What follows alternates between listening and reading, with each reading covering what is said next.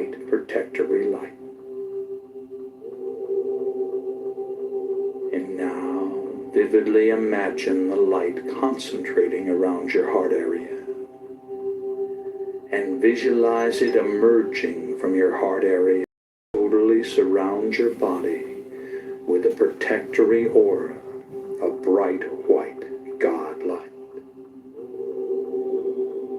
And as you continue to listen to the sound of my voice, vividly imagine yourself in a situation in which you were going down,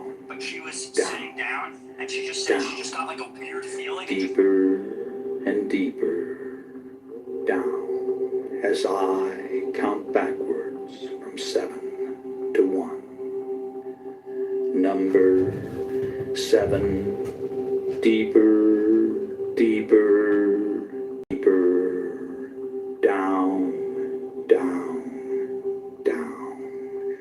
Number 6, deeper, deeper, deeper, down, down, down.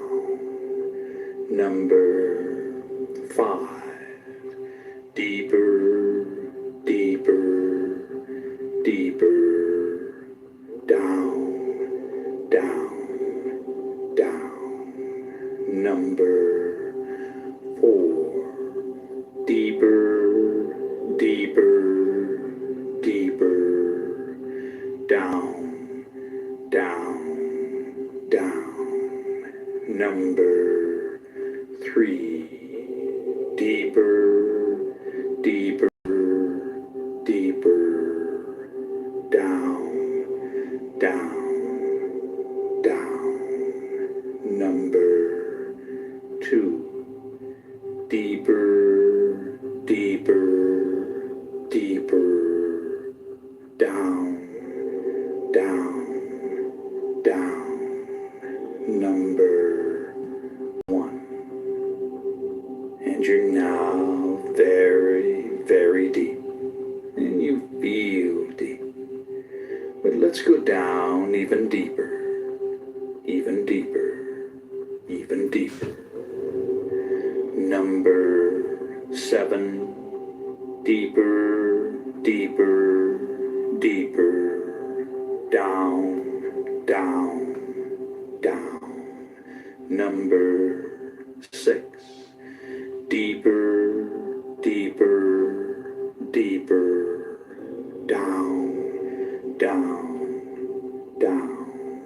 Number 5, deeper, deeper, deeper, down, down, down. Number 4, deeper, deeper, deeper, down, down, down. Number 3, deeper, deeper, deeper, down, down, down. Number 2, deeper, deeper, deeper, down, down, down. Number 1. And you're now relaxed and at ease and at peace in a relaxing, altered state of consciousness. And each and every time you alter consciousness, you will go deeper than the time before until you've reached your natural level, which can be maintained by using this technique several times a week. Now, if at any time you feel uncomfortable in any way, all you have to do to awaken is to mentally count yourself up from 1 to 5. So you're in control. You can awaken at any time you desire to do so. And you're now relaxed and at ease, and a quietness of spirit permeates your body and mind. I'm going to begin by providing suggestions that will be communicated to every level of your body and mind, and they'll be accepted on every level of your body and mind. A quietness of spirit now permeates your body and mind. You release all tension created by stored up energy within your nervous system. All nervous energy is released to flow freely through your body and mind to be used in constructive ways. You feel calm, relaxed, and at peace with yourself, the world, and everyone in it. You have the courage and confidence to do what you need to do to resolve your problems. You can resolve your concerns and conflicts with minimal effort. You accept the things you cannot change, and you change the things you can.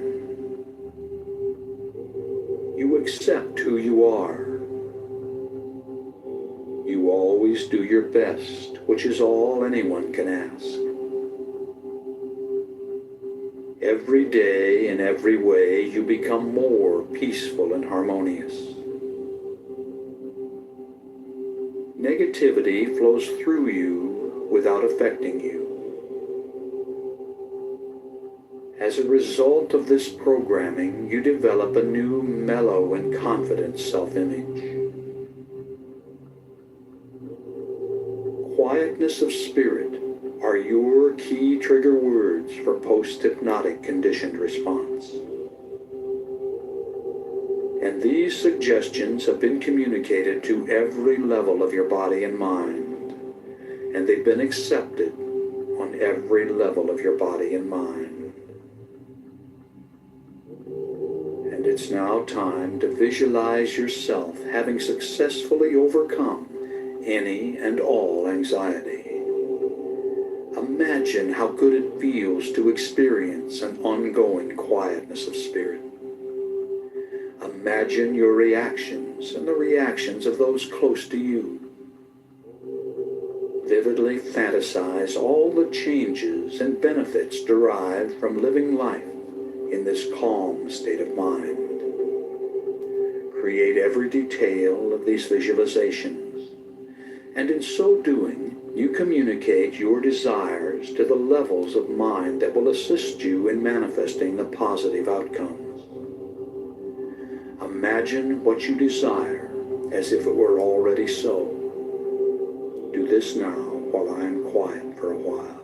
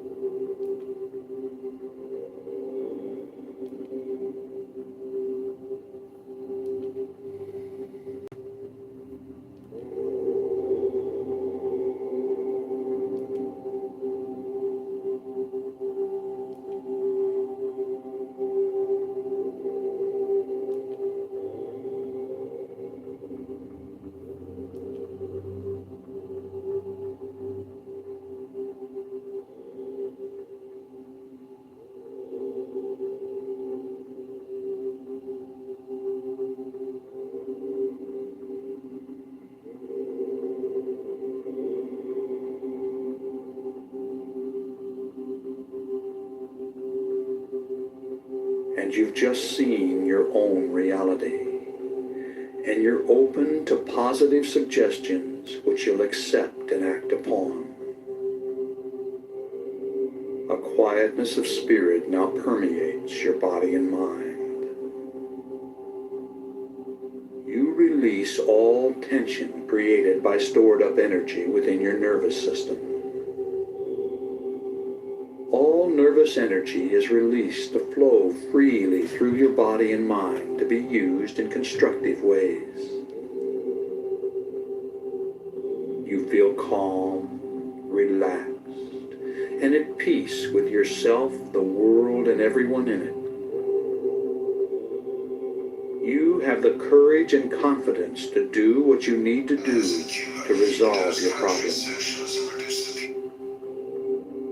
You can resolve your concerns and conflicts with minimal effort. You accept the things you cannot change, and you change the things you can. You accept who you are. You always do your best, which is all anyone can ask. Every day, in every way, you become more peaceful and harmonious. Negativity flows through you without affecting you. As a result of this programming, you develop a new mellow and confident self-image. Quietness of spirit are your key trigger words for post-hypnotic conditioned response.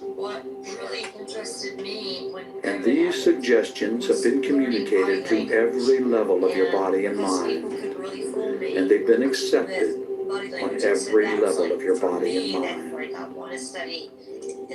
And these suggestions have been communicated to every level of your body and mind, and they've been accepted on every level of your body and mind. And it's now time to use a repeat technique to saturate your mind with a message. Together, we'll communicate it to every level of your being. So say the words along with me, silently in your mind. Shout them out silently, and hear them echo out across the universe and back to you. A quietness of spirit now permeates my body and mind, and my stored energy is released to flow freely through my system. A quietness of spirit now permeates my body and mind, and my stored up energy is released to flow freely through my system. A quietness of spirit now permeates my body and mind, and my stored up energy is released to flow freely through my system. A quietness of spirit now permeates my body and mind, and my stored up energy is released to flow freely through my system.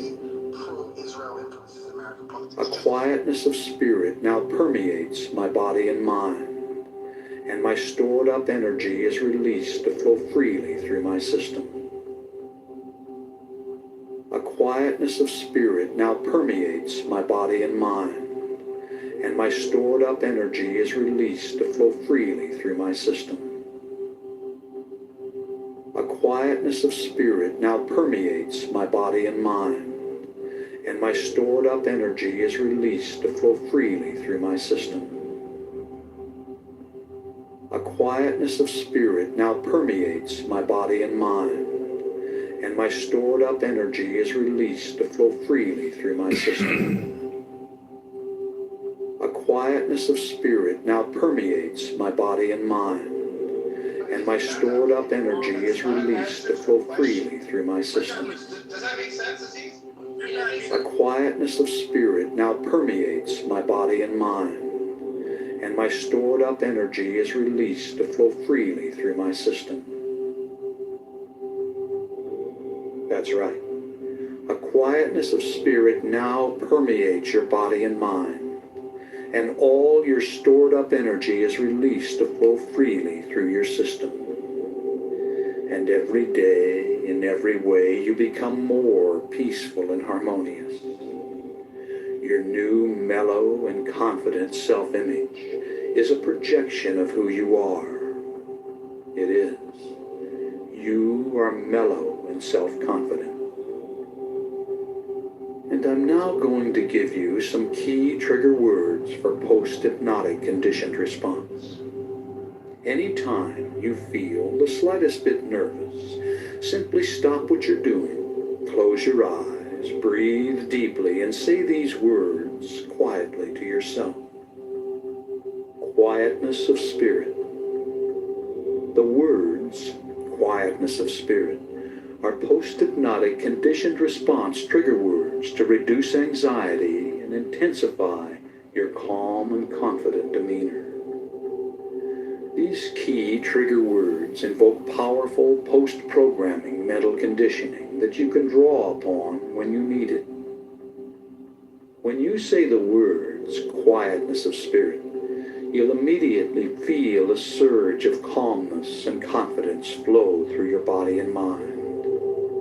And every time you hear this suggestion, and every time you use your quietness of spirit programming, it becomes more and more effective. And it's now time to repeat another powerful affirmation along with me. When I say the words, quietness of spirit, I relax, regain control, and experience a surge of calmness and confidence. When I say the words, quietness of spirit, I relax, regain control, and experience a surge of calmness and confidence. When I say the words, quietness of spirit, I relax, regain control, and experience a surge of calmness and confidence. When I say the words, quietness of spirit, I relax, regain control, and experience a surge of calmness and confidence. When I say the words, quietness of spirit, I relax, regain control, and experience a surge of calmness and confidence. When I say the words, quietness of spirit, I relax, regain control, and experience a surge of calmness and confidence. When I say the words, quietness of spirit, I relax, regain control, and experience a surge of calmness and confidence. When I say the words, quietness of spirit, I relax, regain control, and experience a surge of calmness and confidence. When I say the words, quietness of spirit, I relax, regain control, and experience a surge of calmness and confidence. When I say the words, quietness of spirit, I relax, regain control, and experience a surge of calmness and confidence. That's right. You've programmed this suggestion on every level of your body and mind, and it becomes your reality. And now, once again, it's time to create another visualization in which you perceive yourself having successfully accomplished your goal. Fantasize the desired result of this programming. Create every detail in your mind, your feelings and reactions, the reactions of others, everything. Make it real. Do this now while I'm quiet for a while.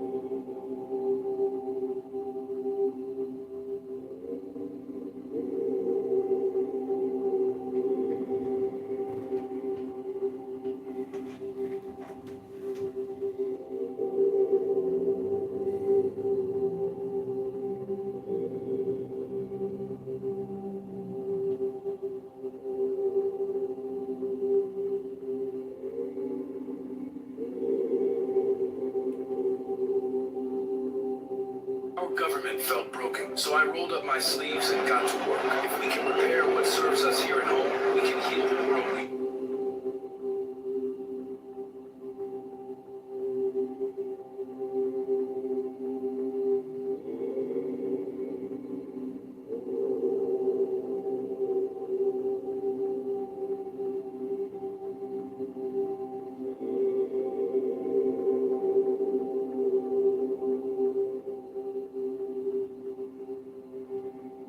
And you've just seen your own reality.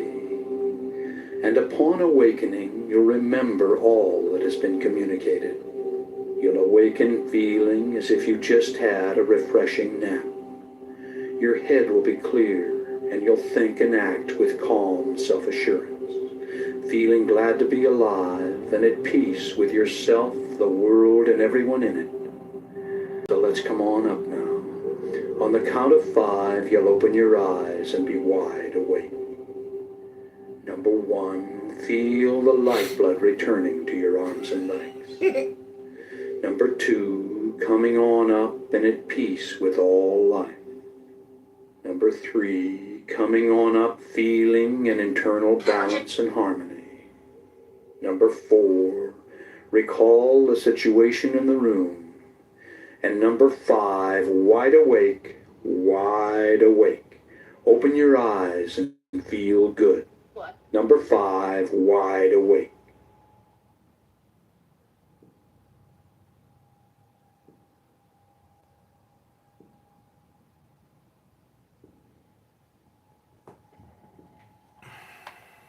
You're wide awake and fully alert. And I'm going to communicate some powerful self-talk phrases. You can do other things if you wish while programming your mind by repeating the phrases after me. And throughout your day, recall these phrases and say them over and over to yourself, out loud or silently in your mind. All right, now repeat each phrase after me. A quietness of spirit now permeates my body and mind.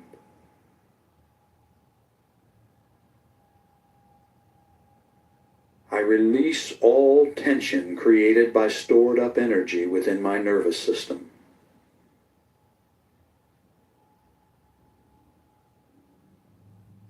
All nervous energy is released to flow freely through my body and mind to be used in constructive ways.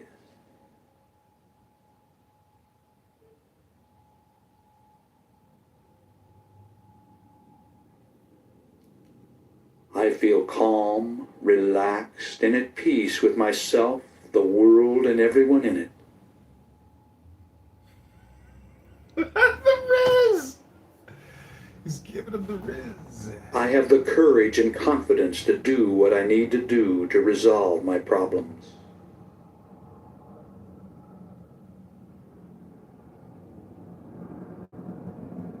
I can resolve my concerns and conflicts with minimal effort.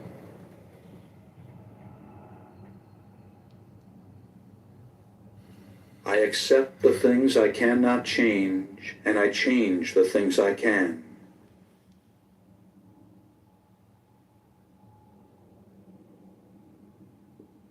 I accept who I am.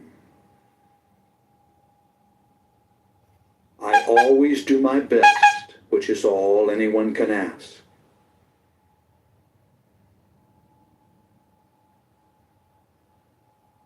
Every day, in every way, I become more peaceful and harmonious.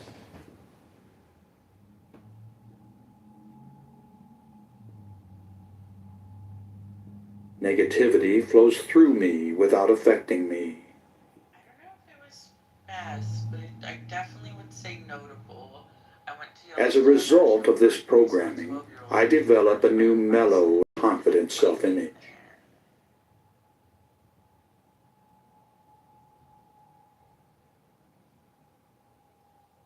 The words, quietness of spirit, are my key trigger words for post-hypnotic conditioned response.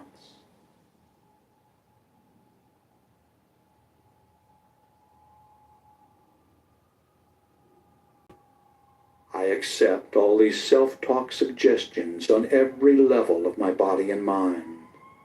And so it is.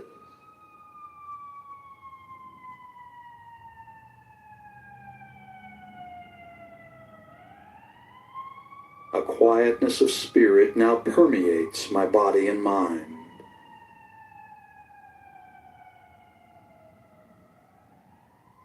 I release all tension created by stored up energy within my nervous system.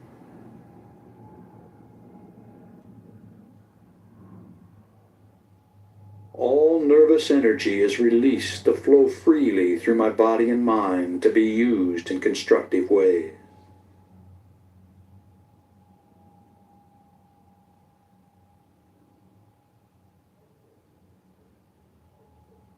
I feel calm, relaxed, and at peace with myself, the world, and everyone in it.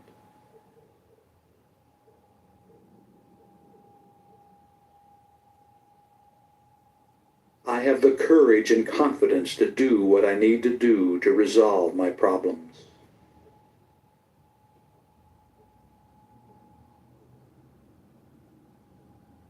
I can resolve my concerns and conflicts with minimal effort.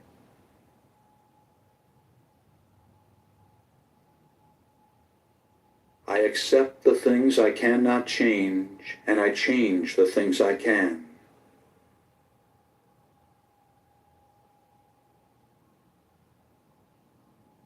I accept who I am. I always do my best, which is all anyone can ask.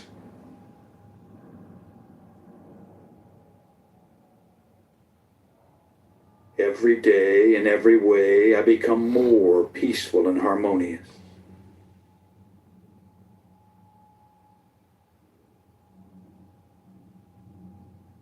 Negativity flows through me without affecting me.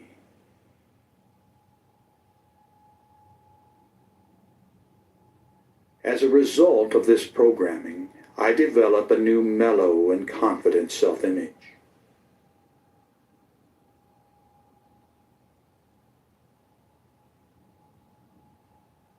The words, quietness of spirit, are my key trigger words for post-hypnotic conditioned response.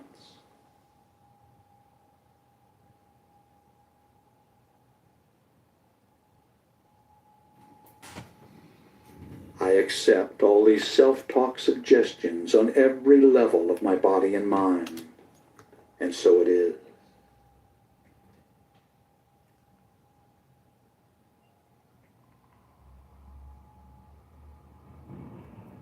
A quietness of spirit now permeates my body and mind.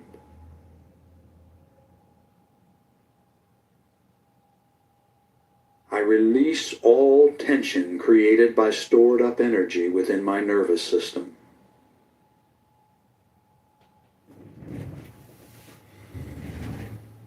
All nervous energy is released to flow freely through my body and mind to be used in constructive ways.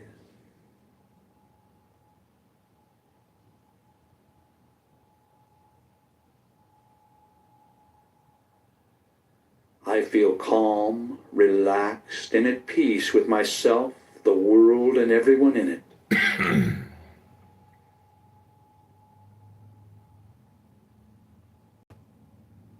I have the courage and confidence to do what I need to do to resolve my problems.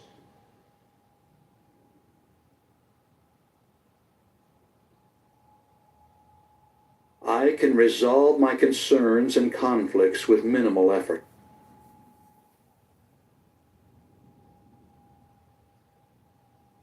I accept the things I cannot change, and I change the things I can.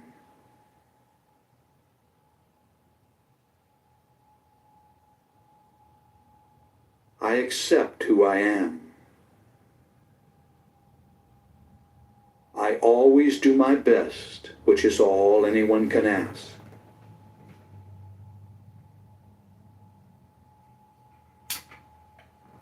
Every day, in every way, I become more peaceful and harmonious.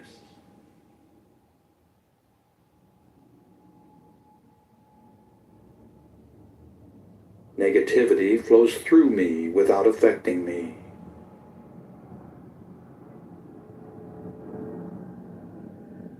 As a result of this programming, I develop a new mellow and confident self-image.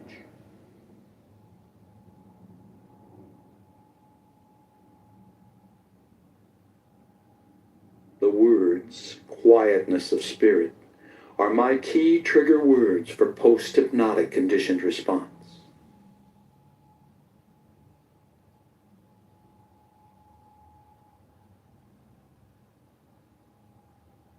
I accept all these self-talk suggestions on every level of my body and mind, and so it is.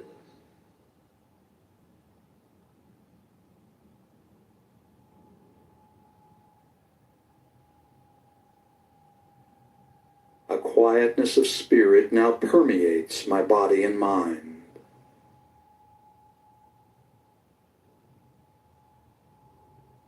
I release all tension created by stored up energy within my nervous system.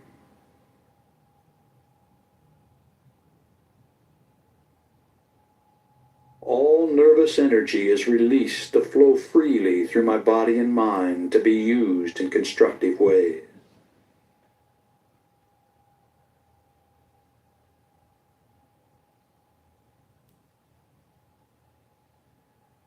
I feel calm, relaxed, and at peace with myself, the world, and everyone in it.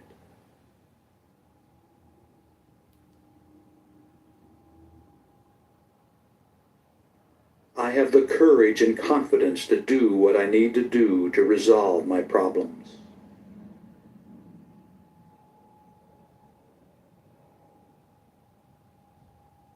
I can resolve my concerns and conflicts with minimal effort.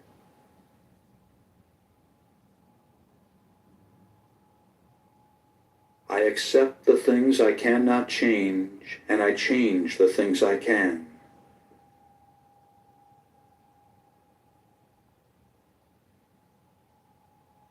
I accept who I am.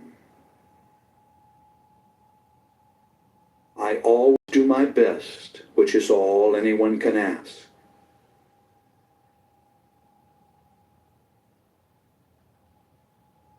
Every day, in every way, I become more peaceful and harmonious.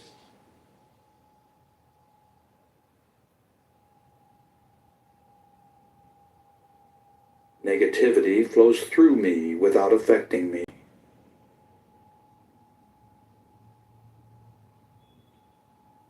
As a result of this programming, I develop a new mellow and confident self-image.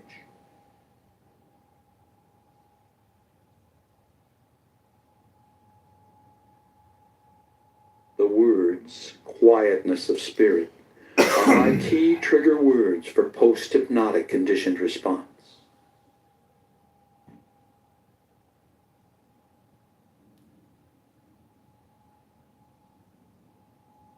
I accept all these self-talk suggestions on every level of my body and mind, and so it is.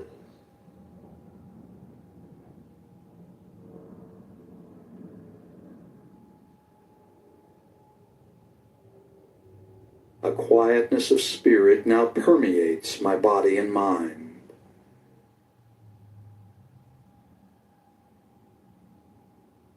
I release all tension created by stored up energy within my nervous system.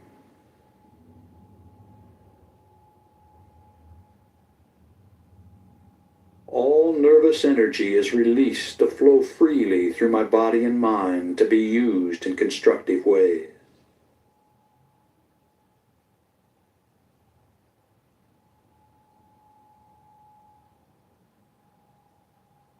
I feel calm, relaxed, and at peace with myself, the world, and everyone in it.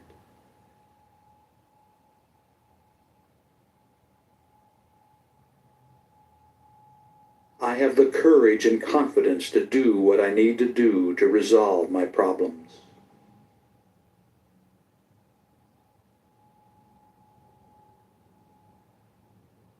All right. The self-talk phrases session is now complete, And in 20 seconds, the sleep programming introduction will begin.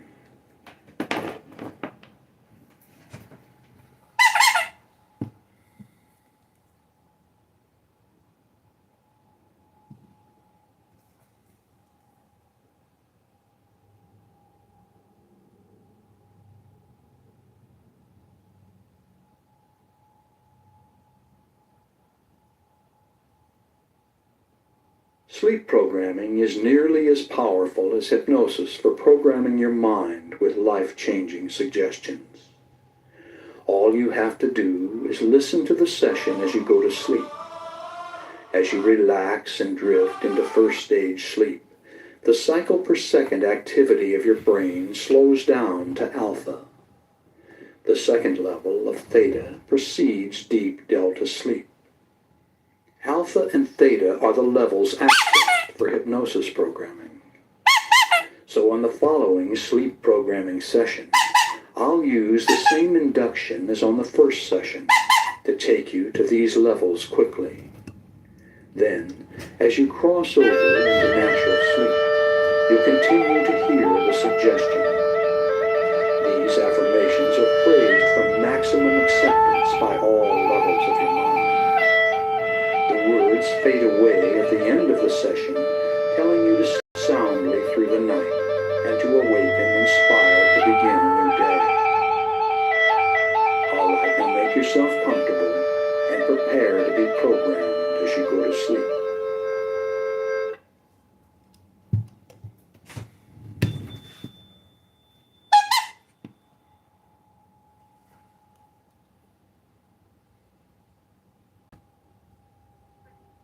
Close your eyes and get comfortable. It's time to breathe deeply and relax completely. Breathe deeply and relax completely, allowing a quietness of spirit to come in. Feel the blood flowing through your arms and legs, through your body and mind. Relaxing, relaxing, relaxing. Take a deep breath. Hold it as long as you comfortably can. And then let it out slowly through slightly parted lips. And when the breath is all the way out, contract your stomach muscles and push it even further out and further out. And then repeat this process of breathing deeply and relaxing completely. And if any outside thoughts should come into your mind, simply brush them aside and return your concentration to the sound of my voice. And breathing deeply and relaxing completely. Breathing deeply and relaxing completely. And now use your imagination and feel your body relaxing one part at a time in response to my words. Play the role, play the part, and mentally relay the relaxing suggestions into that part of your body. And feel them take effect. Feel your body relaxing, relaxing, relaxing. And the relaxing sensations are now coming into the toes of both of your feet at the same time. Moving right on down into your arches, into your heels, and on up into your ankle. Completely relaxed, completely relaxed. And these soothing sensations are now moving on up your legs to your knees, relaxing all the muscles as it goes. And on up your legs to your thighs and to your hips. relaxing.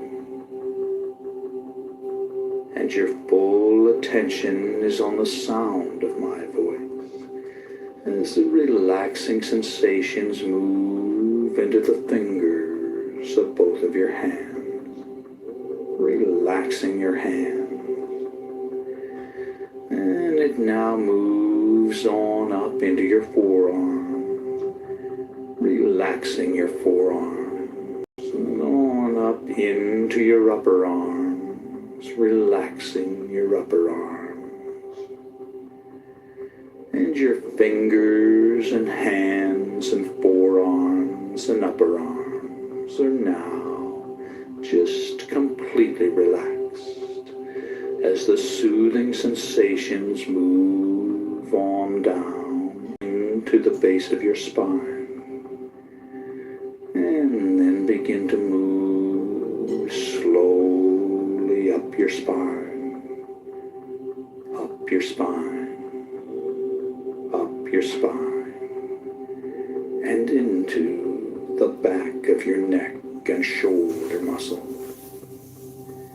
And the back of your neck and shoulder muscles are now loose and limp, loose and limp, just completely relaxed. And the relaxing sensations now move on up the back of your neck and into your scalp, relaxing your scalp. Feel your scalp relaxing, and feel the relaxing sensations flow down into your facial muscles, relaxing your facial muscles, just completely relaxing your facial muscles. Allow a little space between your teeth, and your jaw is relaxed. And your entire body is now relaxed all over in every way. All tension is gone from your body and mind. All tension is gone from your body and mind.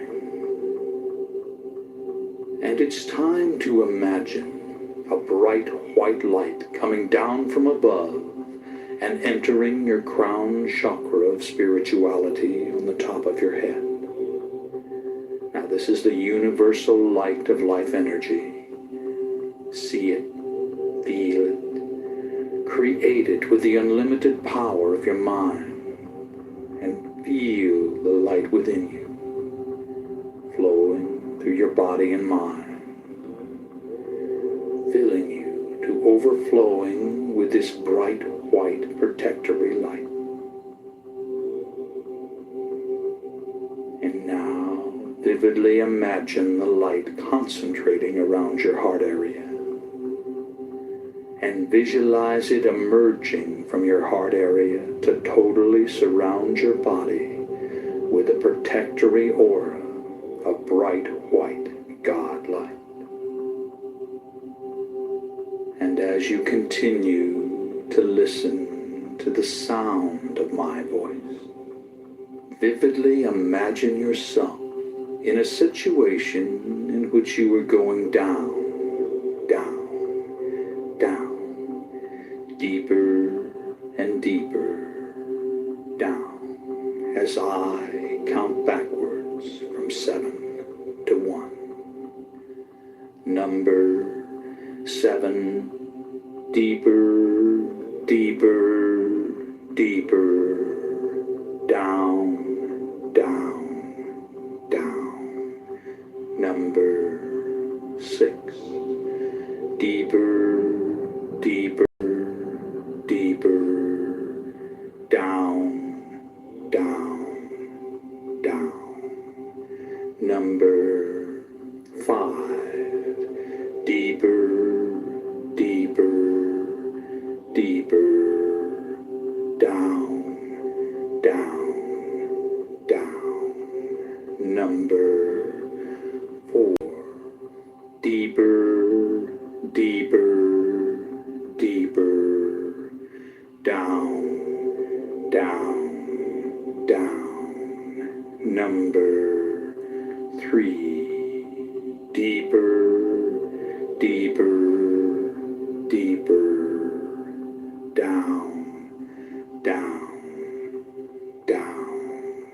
Number 2, deeper, deeper, deeper, down, down, down. Number 1. And you're now very, very deep. And you feel deep.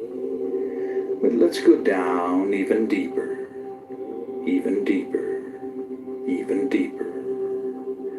Number 7, deeper, deeper, deeper, down, down, down. Number 6, deeper, deeper, deeper, down, down, down. Number 5, deeper, deeper, deeper, down, down, down. Number 4, deeper, deeper, deeper, down, down, down.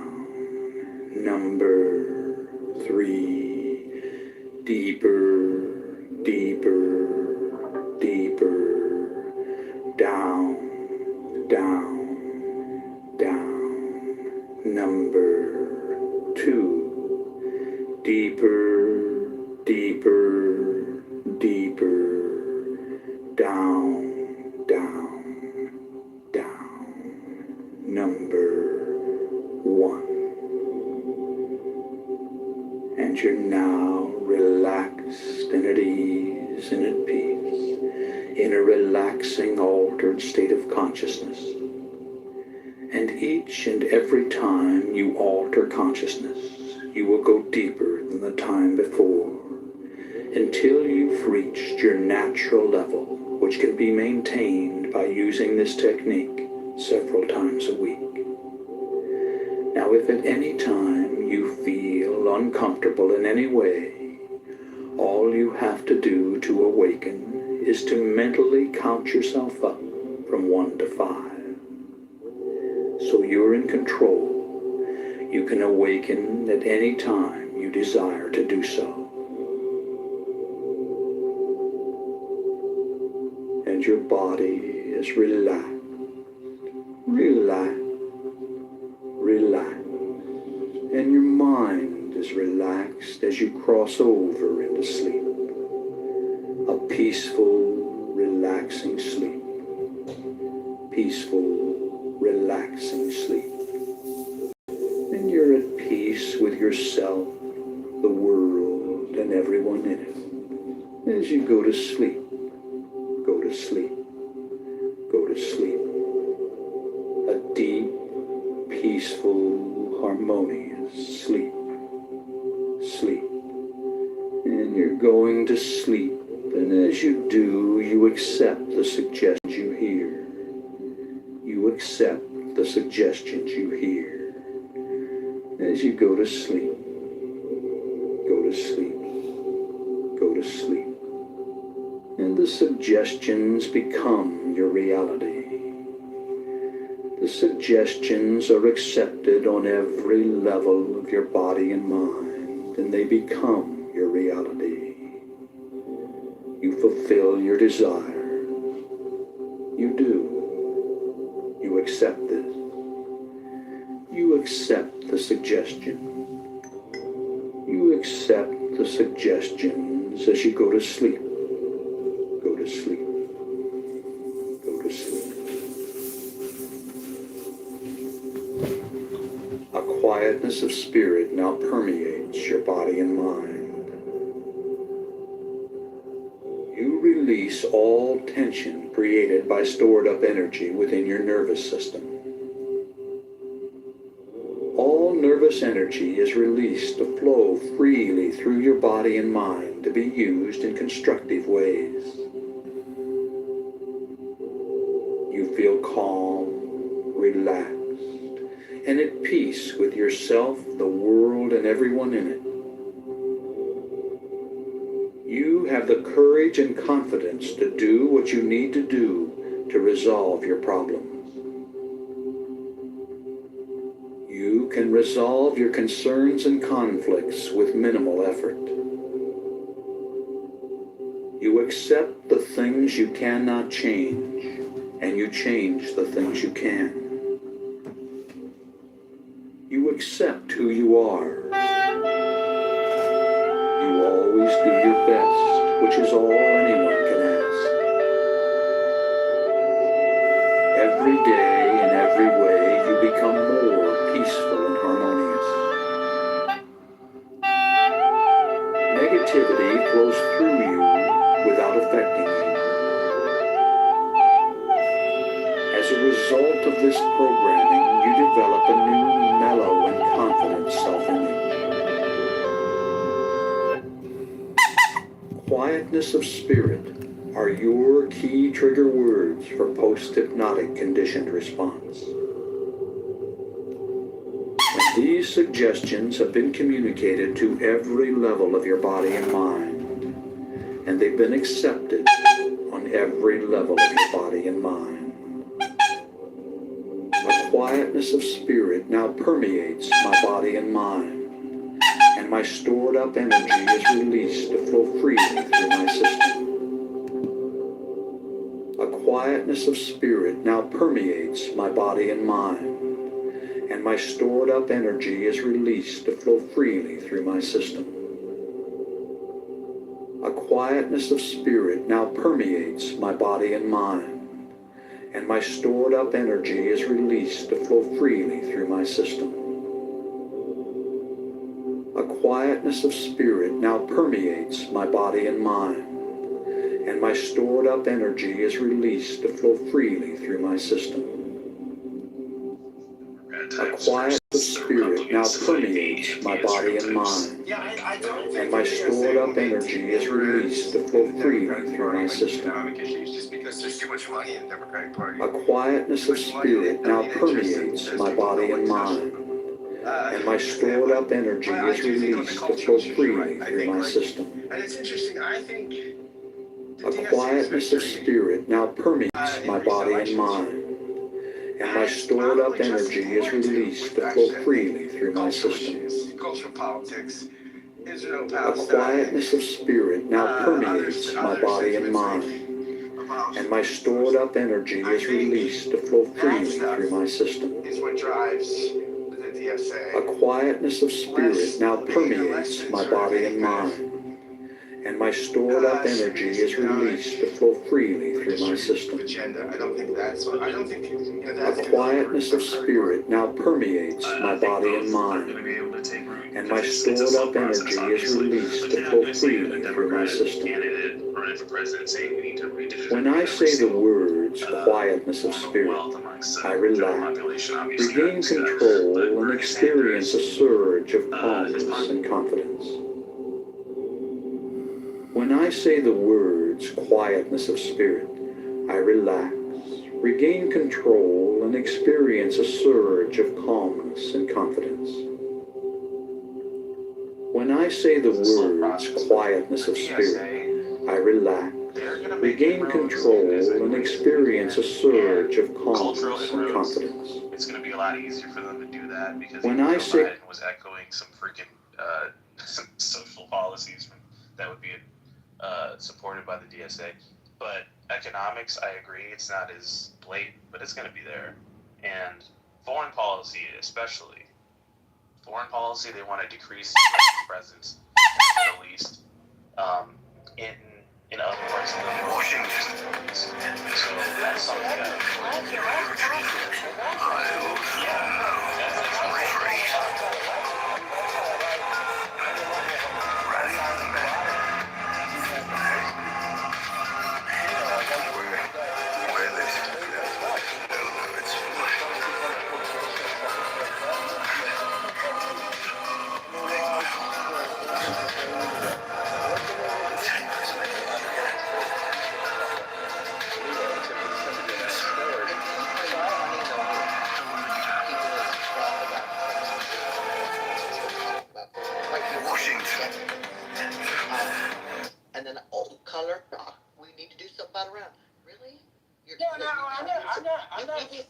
by that?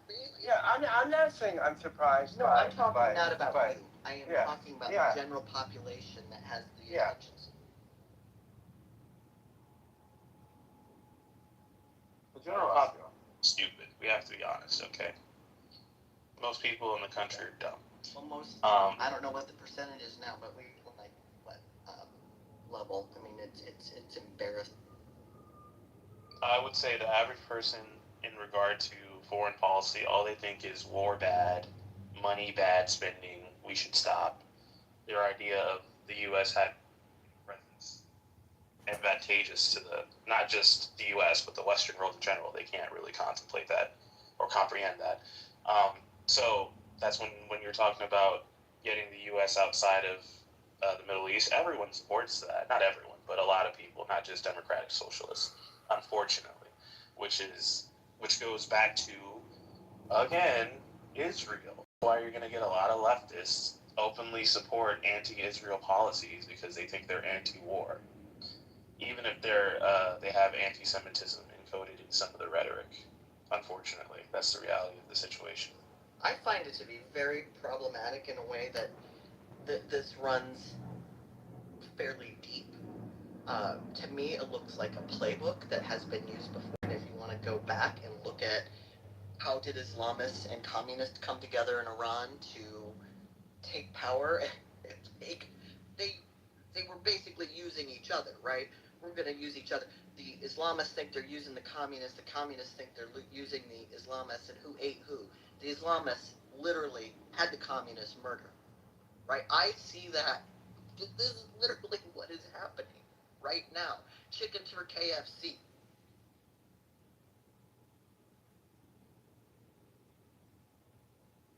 I don't know who's worse, communists or Islamists. That's a hard question. That's really hard. Useless. They're both not American thought principles. It goes against everything we believe, and that you could be anti. I would argue that this isn't pure capitalism we're living under, anyways. It's obviously crony capitalism. It's dirty, but the push towards an extreme that is Mandami and people like him is dangerous. El, would you agree that Ilhan Omar and her positions are dangerous? Because on her Instagram, if you go to it, she actually lists what we would call Democrat socialist positions. This is what she says she's fighting for: universal school meals. So, universal school meals. Up next is protect reproductive freedom, which is abortions. Then Ilhan Omar wants to cancel all student debt. She wants to abolish and prosecute ICE employees. She wants the Green New Deal, which is the AOC multi-trillion-dollar, green investments. Then she wants Medicare for everyone, for all. She wants to stop funding Israel. She wants to tax the rich and no more endless wars. So the opposite of that is she wants short, effective wars, but not endless wars, apparently. So that's what the Democrat Socialists are fighting for, plus 100 other bullshit things. Hello?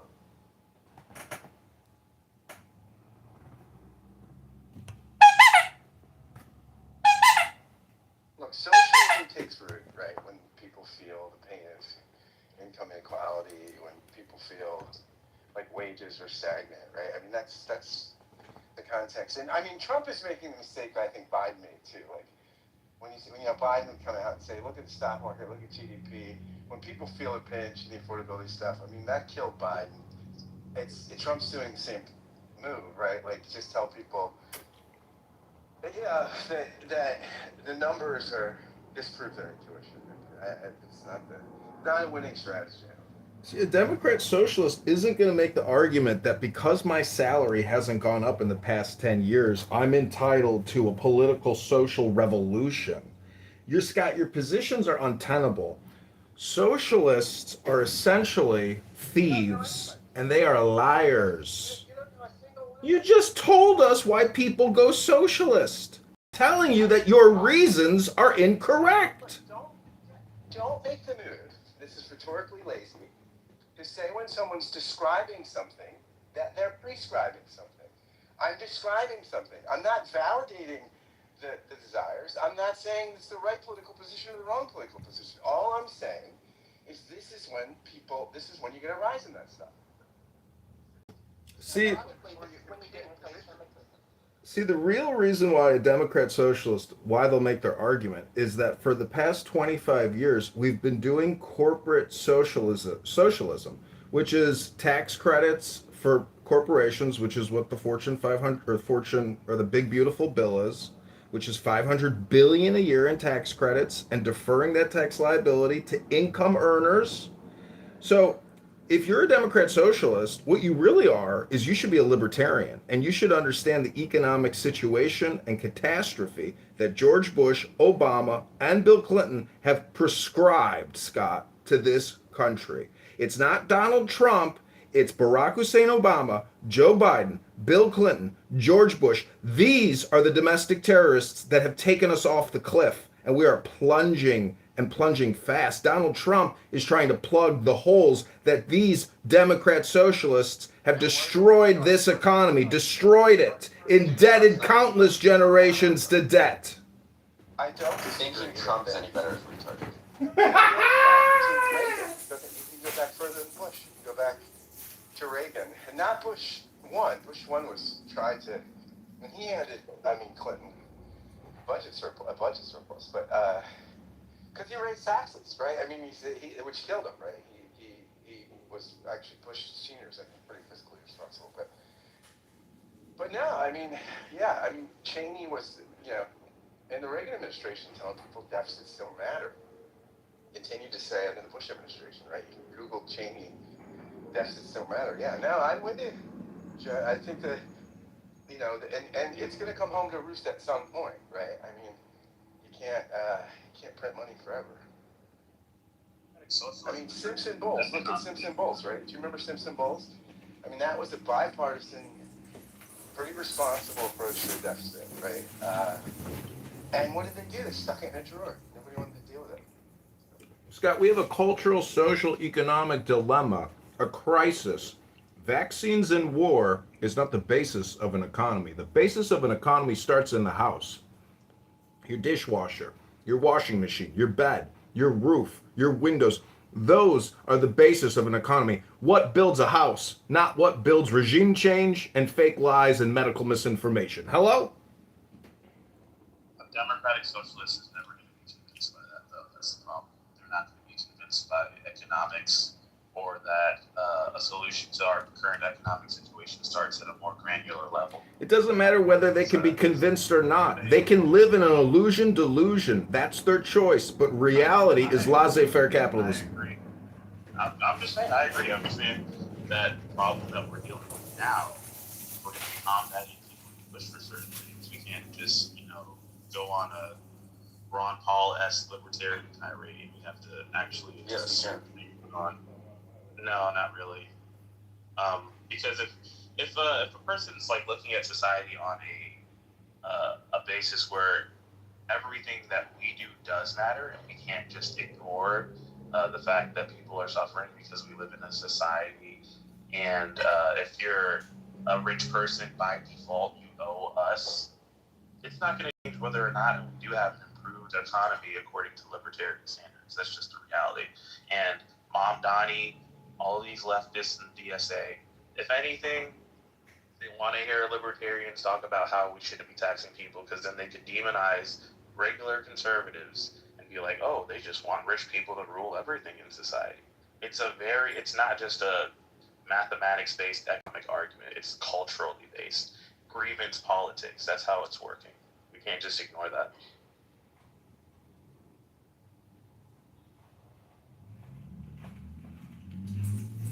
This is what Ben Shapiro's career politics. It's very interesting because he was on Ezra Klein's show.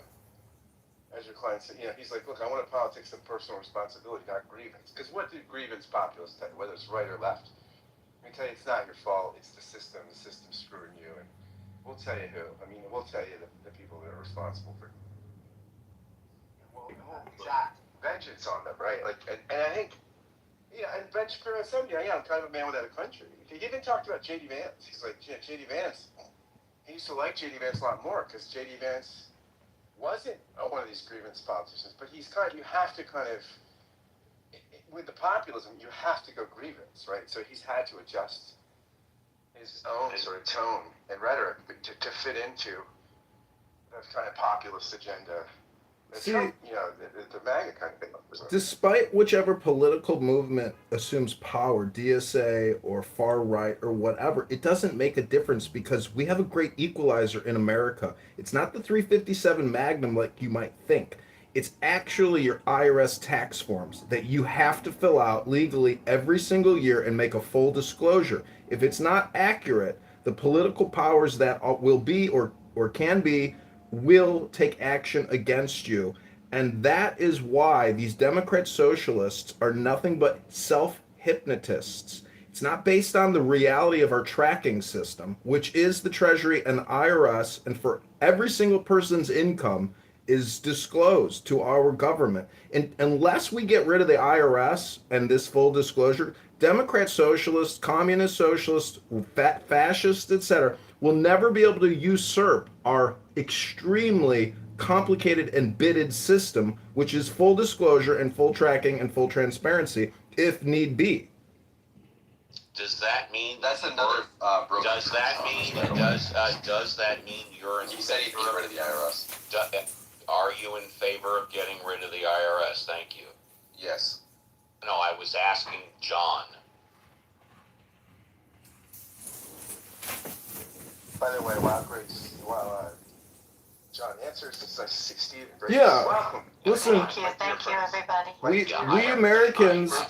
We Americans fund the Treasury. I think it's $90 billion a year to collect $5 trillion. Think about the ROI on $100 billion spend to get $5 trillion.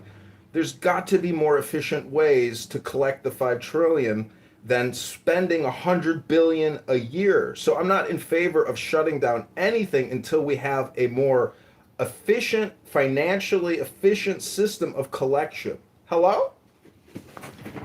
You're not going to get that because the United States of America is a scam. The country's a scam. What? Please explain. You have a country that's based on a debt-based currency, fiat currency, where banks can lend upon their reserves infinite times because there's a 0% required reserve ratio. Like, money's fake, and therefore your economy's fake. Everything is fake. It's a scam. Okay, so what do you recommend going forward?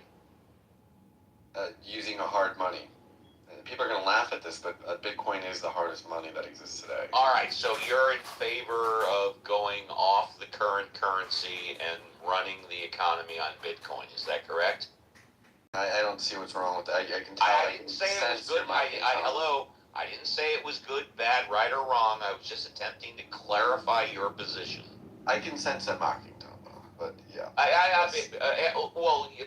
don't need to mock. I will say right off the bat, full disclosure, if that's what you're advocating, getting rid of currency and going on Bitcoin, I think that's completely idiotic and stupid. But I'm just trying to clarify if that's what you're saying.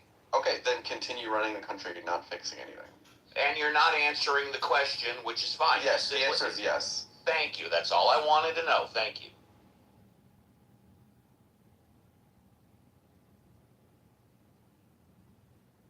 All right, the Bitcoin solution. Here we go. Grace, let me ask you, did Mom Donnie commit blood libel? What do you think, Grace? Boy, I'm so angry at this guy. Don't even get me. Not to put you on the hot spot, but let's just start. I am just.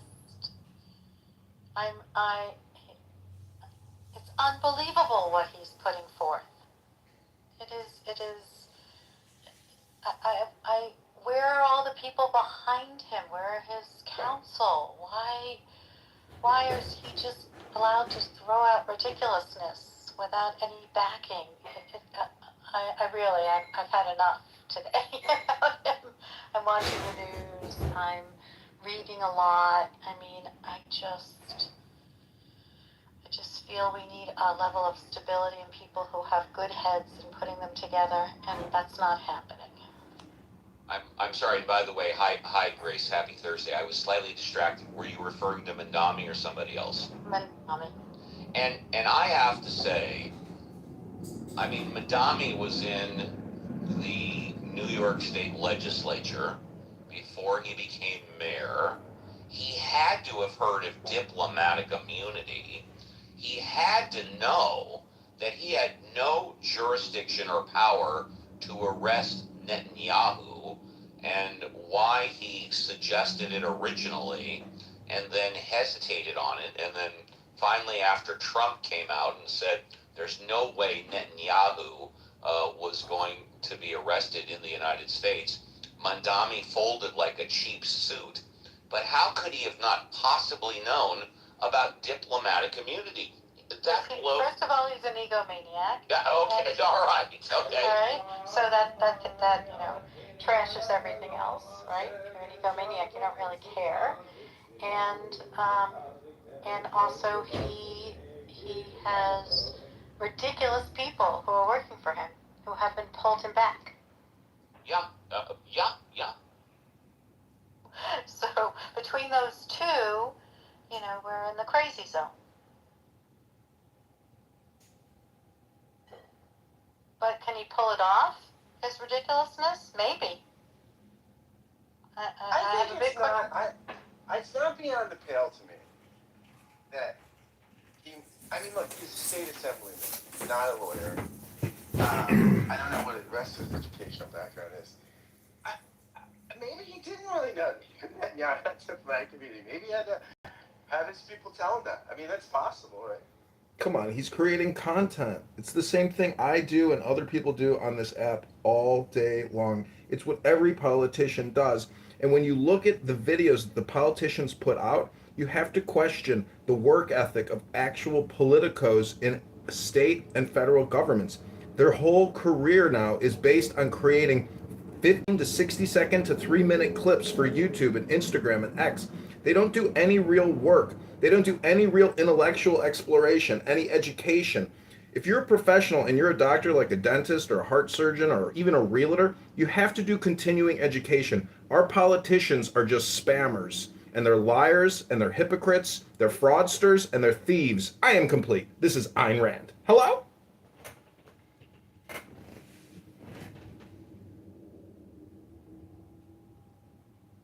I think he's involved in a different kind of chaos. I think he's invented a new pole. And I think it's dangerous. I think the people who are staying out start poking him and stopping this and come out with why this is wrong and what I want to know. What is the future going to look like in a Mandami situation from going forward? What is it? Well, that, with all due respect, that question is easy, and Reverend Scott is going to answer it right now. Since Mandami became mayor, what is his number one priority, Reverend Scott, since he's already been elected mayor? To get I mean, I think statistically you can make the argument that whatever the standard norm is right now, there's a 99.9% chance that that will be the standard norm, in what we consider a future situation. However, if you do believe that the United States' activities internationally in Ukraine, Iran, even Chad and other countries, because I think Trump's administration has now waged war on 8 different countries. There will and can be serious repercussions domestically here, not even organic national domestic terrorist attacks, but international terrorist attacks onto this country. And if you look at Moscow burning and their oil refineries burning because Ukraine launched 300 sneak drone attacks, we're dealing with Vladimir Putin and his regime and whoever will replace him and how they view America, which we know they think we technically are like a satanic country because of that Kirill, that that Russian Orthodox churchman, etc. I'm just saying that uh, I don't think Slava Putin. I don't think the American people are aware of the position of the United States military industrial complex and our politicos on how they view Russia. Russia is anti LGBTQ, they censor all that communication. And for many of the left progressive Democrats, they really hate that. That to me is my opinion that it's a sticking point for them that because they're anti LGBTQ, we should destroy them. We should wage eternal war against them. When does this Cold War ever end? Does it only end when Putin is dead?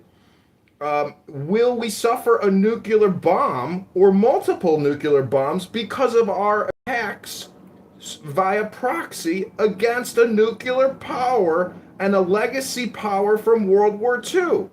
Many of the baby boomers in this room may witness nuclear war, and therefore all of this political communication that you suffer on this app may be insignificant when you face a winter apocalypse and you can't see the sun for the next 10 years. Hello?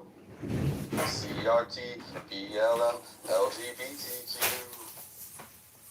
All right. Well, if Democrats have their own opinions on Russia, at the end of the day, Russia wants a multipolar world where they have just as much influence on other nations as the U.S. does.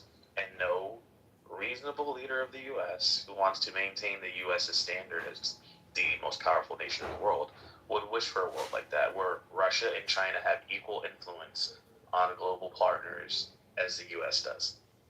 No one wants that.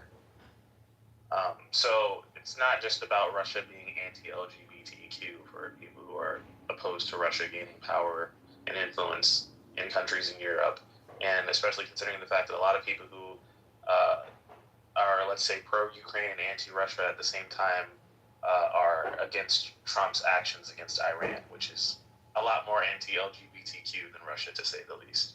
It's more nuanced than that, and most people, I think, if you come down to the actual idea of what's going on in this world, it's between the people who want a decreased presence of the U.S. throughout the world and those who want the U.S. to maintain their power throughout the world.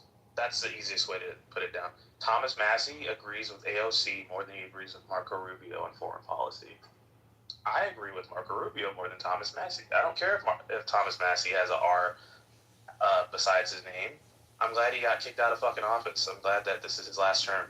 I don't really give a shit about Russia's pro-gay policies, just like I don't give a shit about Poland's pro or anti-gay policies. Poland is just as anti-LGBTQ as Russia in many ways.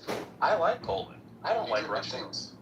I don't like Russia. I do not like Iran. I do not like China. Not because of their social policies.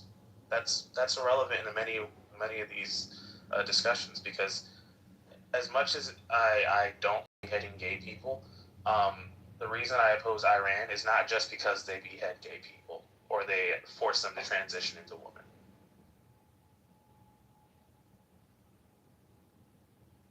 Iran getting a nuclear weapon is far more devastating than anything else. Is that what America is? It's a big gay disco. That's what our cultural values are, as LGBTQ. CRT, DEI, LGBTQ. We've all heard it for years and years and years. And Doge, Elon Musk's little group, discovered hundreds of billions in CRT, DEI, LGBTQ, climate change, education grants and programs in the hundreds of billions. And we stripped that from our national budget and adding to the deficit because it's just a scam.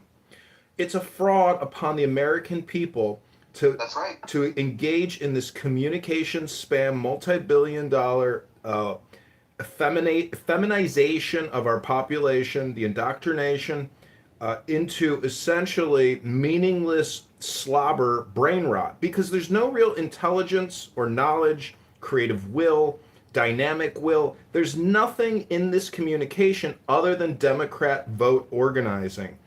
We have to understand that if Democrat socialists essentially strip traditional Democrats of their position and become Bernie Sanders communist socialists, we will be living in the worst hypocrisy imaginable.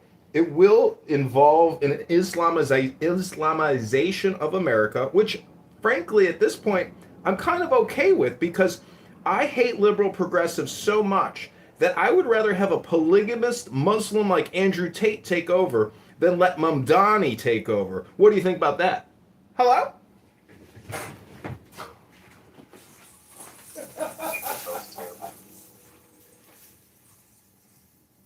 I think they're both disgusting, actually.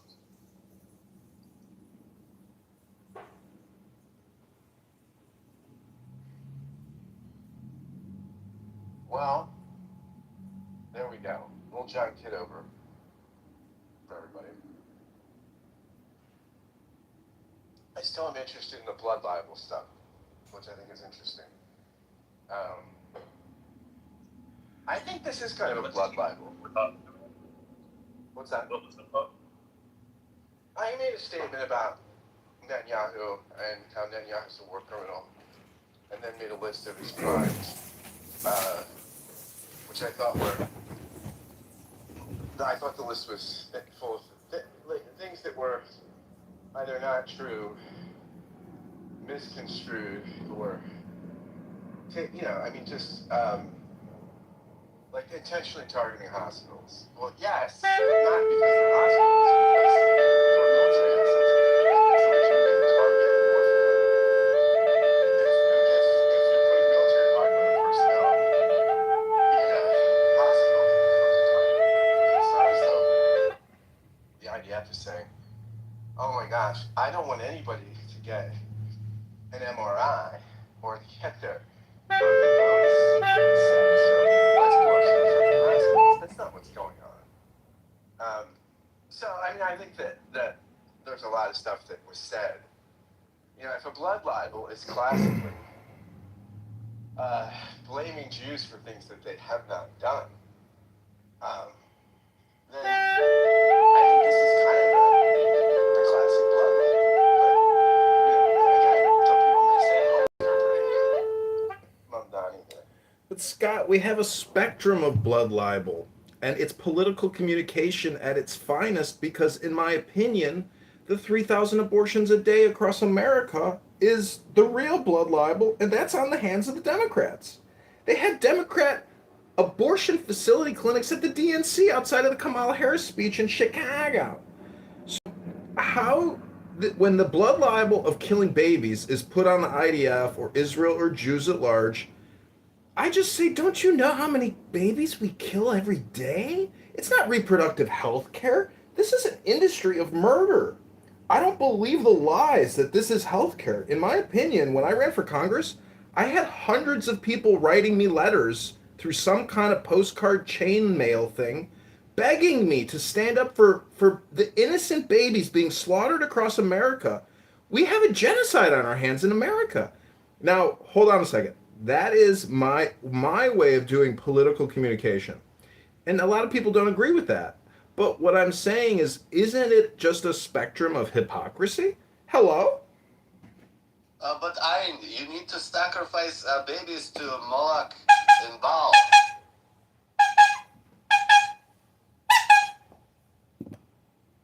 I mean, I think it's ridiculous to use the term Jew in general as describing anyone, because we are citizens underneath laws. And what someone's religious proclivity is or interest, I don't think anybody should be called a Jew. I think we should just be called fellow citizens.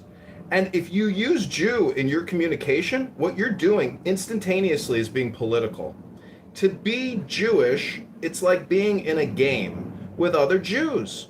And it's who's the king of the Jews? But outside of that communication network, you have other parties that throw the word Jew around because they want to play in a political game, apparently. So until we admit that we are polarized politically, none of us play music or dance or sing songs or write poetry, We are a politically polarized and a politically addicted society. Hello?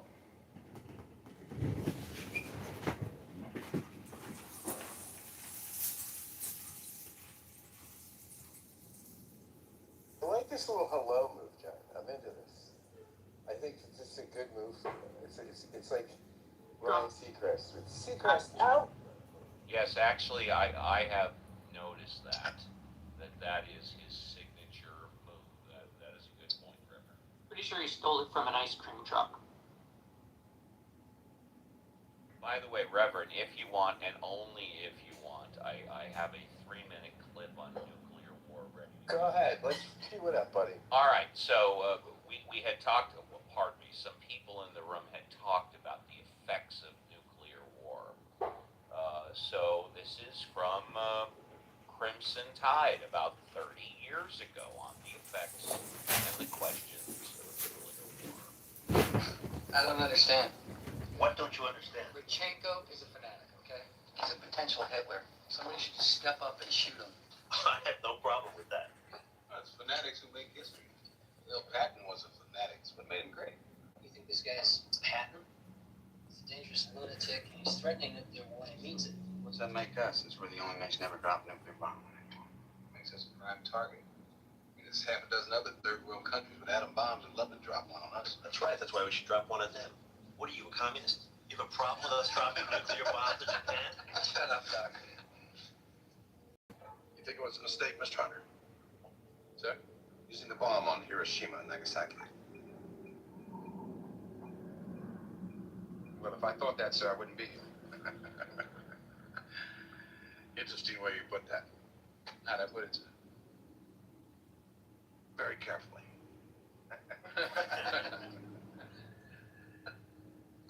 You do qualify your remarks.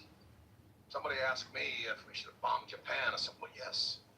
By all means, sir. Drop that fucker twice. I don't mean to suggest that you're indecisive, Mr. Hunter. Not at all. Just, complicated. Of course, that's the way the Navy wants you. Me, they want it simple. Certainly fool them, sir. Be careful there, Mr. Hunter. It's all I got to rely on, being a simple-minded son of a bitch. Kitover gave me my command, a checklist, a target, and a button to push. All I had to know is how to push it. They tell me when. They seem to want you to know why. I would hope they'd want us all to know why. Naval War College, it was metallurgy and nuclear reactors, not 19th century philosophy. War is a continuation of politics by other means. On Clausewitz. I think, sir, that what he was actually trying to say was a little more complicated.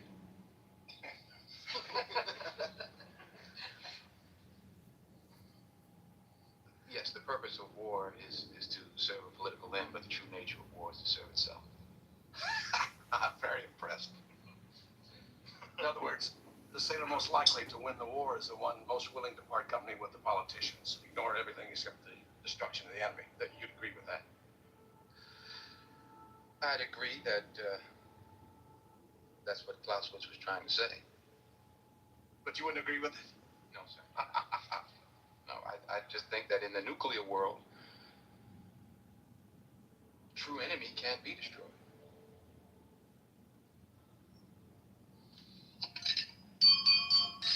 Attention on deck.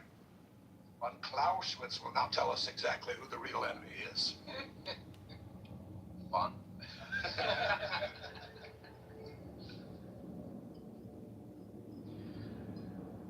In my humble opinion, in the nuclear world, the true enemy is war itself.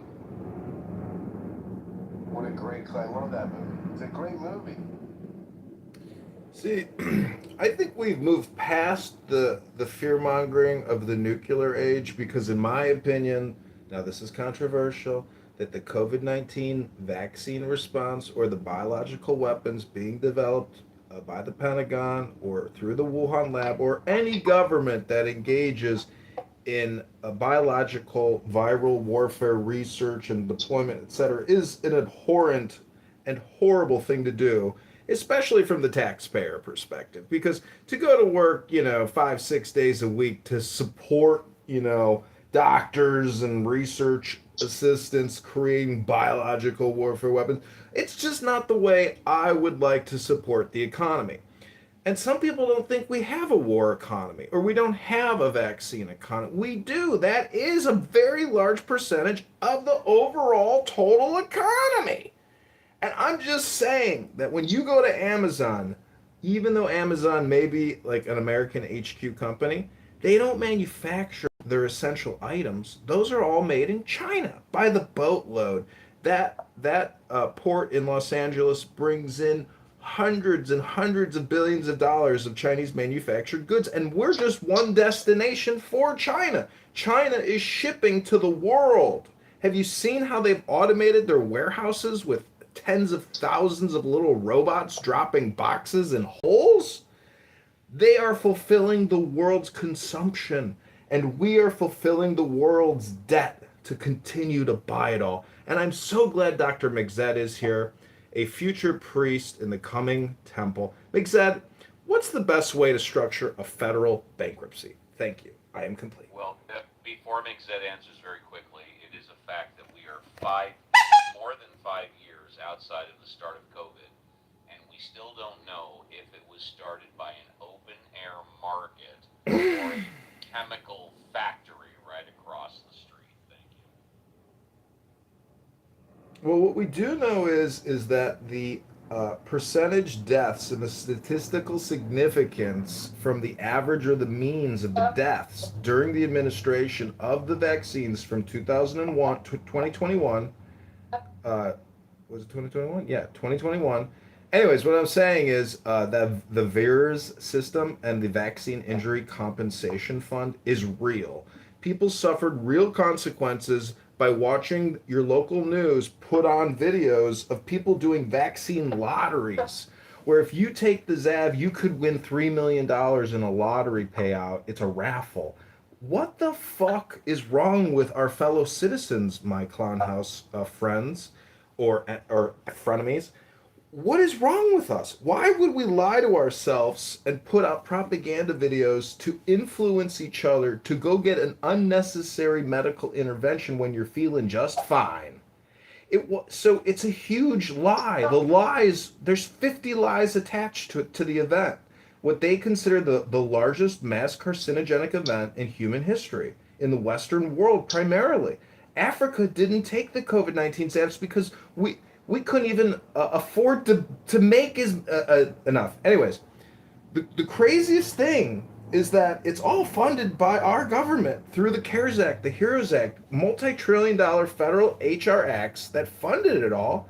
No arrests, and Bill Gates got off scot-free, and Congress was not allowed to view his personal emails at the Bill and Melinda Gates Foundation. Whatever kind of evidence through discovery, Dr. Steve here, the super paralegal, could tell you how the discovery process works and interrogatories and evidence. The American people have no insight, as Steve just said. What is the source of this virus? But we know the source of the cure, and we know the ramifications and the statistical difference in deaths during the administration of those vaccines. Anyways, the whole point is the economy. And what is the future of the American economy? Is it going to be like the way it is now? War and weapons manufacturing and vaccine manufacturing? Or are we going to have a real economy? Are we going to bite the bullet, file bankruptcy, have to go through austerity, and create a real economy with real workers, building real products and services that we consume?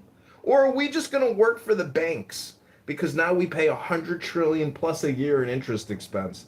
I think that's probably what's the future, which is now, which is just servicing debt for generations to come. You will have nothing, you will save nothing, and you will be taxed infinitely and forever through property or through income tax or through sales tax. It doesn't matter. Your government needs you now. You are you're the succubus. You thought you were going to be a parasite, but it turns out that there's a much larger parasite feeding on you now. It's known as your United States federal government. And the George Washington movie is coming out. And you'll notice it's all about courage. And if you don't have the courage to say what you feel and feel what you say, you might be a faggot retard. And you might hate Donald Trump because you are a faggot retard. I am complete.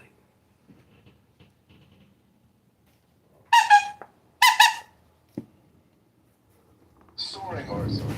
Soaring orator. McSad, welcome to the stage. Nice to see you. How are you?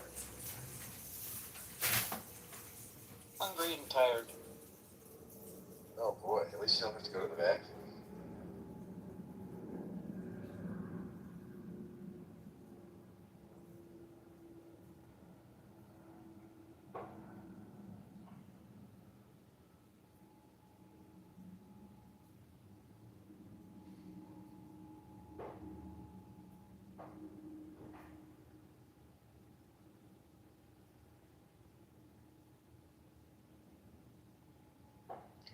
Hey, folks.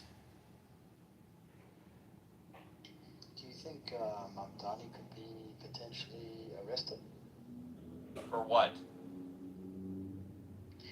for anything? I don't know. So, The answer then is no. Mamdani is the best Shabbos They boy. want him to be arrested for telling the truth. They're dummies. Yeah, exactly. So the answer still remains no. that's your show. I don't agree with you. I think that with the way Okay, politics. okay, fair enough. What can he be arrested for? Please be specific. Sure. In this Sorry, day and age, violence? with litigating political candidates and media controlling the narrative, it's very plausible in my mind that someone might set him up to be arrested. You know, there's a million. So in other words, you're saying he hasn't. He didn't ask you that. He asked you specific question. He said, "How can he be arrested?" You're saying in the future. You're saying in the future he might be set up, so he hasn't done anything yet to be I don't know. arrested. Not. Why We would we don't know. arrest one of our best Shabbos boys? The question was whether or not he could be arrested, not whether he committed a crime. Oh, I didn't know that you meant at any time in the future. I thought you meant for anything he's done up until this very moment. Please forgive me. Danny Donato thinks he could be arrested. For what? Please be specific. I don't know, maybe for inciting violence. Okay, so the answer is you don't know, which I respect. I respect the answer. I don't know. Could Madami be arrested for anything he's done up until this very moment? I don't know. Oh, fair Do enough. you think he should be He arrested? could be He arrested. hasn't And done he can be. anything that would cause him to be arrested. Yes, he has. He's violated the What 1945 has he Communist done up to Control this Act. very moment? Please be The specific. 1945 Communist Control Act. It just takes willpower to Was enforce he the law. born in 1945? The law was written in 1945, and it's Was he born in 2026. 1945? No, Steve, he was not born in 1945. Okay, so we'll try again. What has he done up You have to until be this born very in moment 1945? that Steve, justifies him being arrested? This isn't an interrogatory. Please be specific. I gotta get to court. I gotta get to the real court. I'm suing Scott Besson at the IRS. He's an elite faggot worth $100 million. Steve, you're worth nothing. I gotta get to real court. Have a good day, Well, Joe. there's a fantastic answer. If you're asking, has Mondami done anything up to this very moment which justifies him being arrested? The answer is no. If you disagree, let me know and be specific. All right, there you have it. Since they're talking about future things, hopefully Bibi Netanyahu will have a heart attack on the plane coming There to New you York go. City Now in you're September. talking. Is it possible that? No, you're right. Is it possible he'll have a heart attack? He has cancer? Let's hope so. Exactly. Is it possible that Mondami in the future, before he dies, what is he, in his 40s? For the next 40 years, is it possible that he might be arrested sometime in the next 40 years? The answer is yes. Anything's fucking possible. Yeah. Well, I would disagree with that, Mr. Steve, because if we're going by what we know about the Mayor Mondani and his track record so far and his approval rating and everything he's done, actually in the next 40 years he's more than likely either to be some type of senator or maybe president. Doesn't seem like he'll ever be arrested. Yeah, He's Uganda. presidents never get arrested. Was he born in the U.S.? No. So he can't be president. See, the Yes, he can. IRS CI can make If he these was born in arrests. the U.S., he can't be president. Dude. They are stealing from the You fucking pensions, idiot. Yes, he can. rerouting it to He NGOs. can't. Arrests are He's born coming. in Uganda. The new Donald Trump Department of Justice is preparing to make thousands of arrests over the next 60 days. Todd Blanche is waging legal warfare against the Democrat, liberal, progressive, faggot socialists. It's lawfare, boys. Get ready for lawfare. When he gets arrested, I'm going to be the prison guard. Is that all right?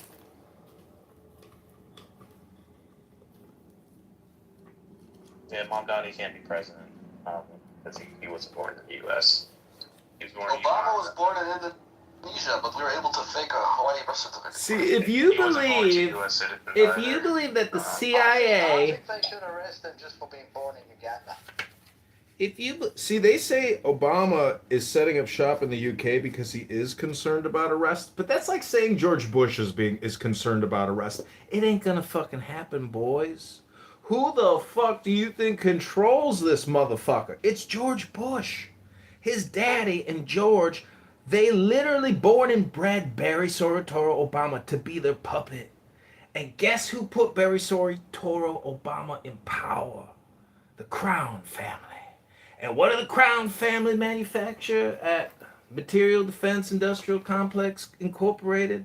ADP or whatever that company is called. Anybody know what it's called? Can't remember the name of it. Anyways, the point is, war is just a small fraction of the economy when you think about it compared to vaccines, because the multiple acts passed by Congress, the biggest being the Triple P loan, $1 trillion was passed out. Every single Tom, Dick, and Harry apparently owned either a media production company or a barber salon or a hair salon. And it didn't matter if you worked in the police or in the Metropolitan Water District or your local government, because in many cities like Chicago, almost 50% of all the people that live there are employed by the government.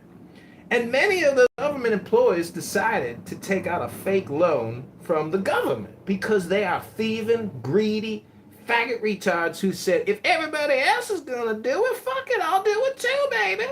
How much should we do, baby? 25,000? 625,000? 2 million? How much is too much, baby? This is the end of the world, right? It's the pandemic, baby. Things will never go back to normal. Ain't everybody gonna get vaccinated so we don't pass around this global pandemic apocalypse. Hello?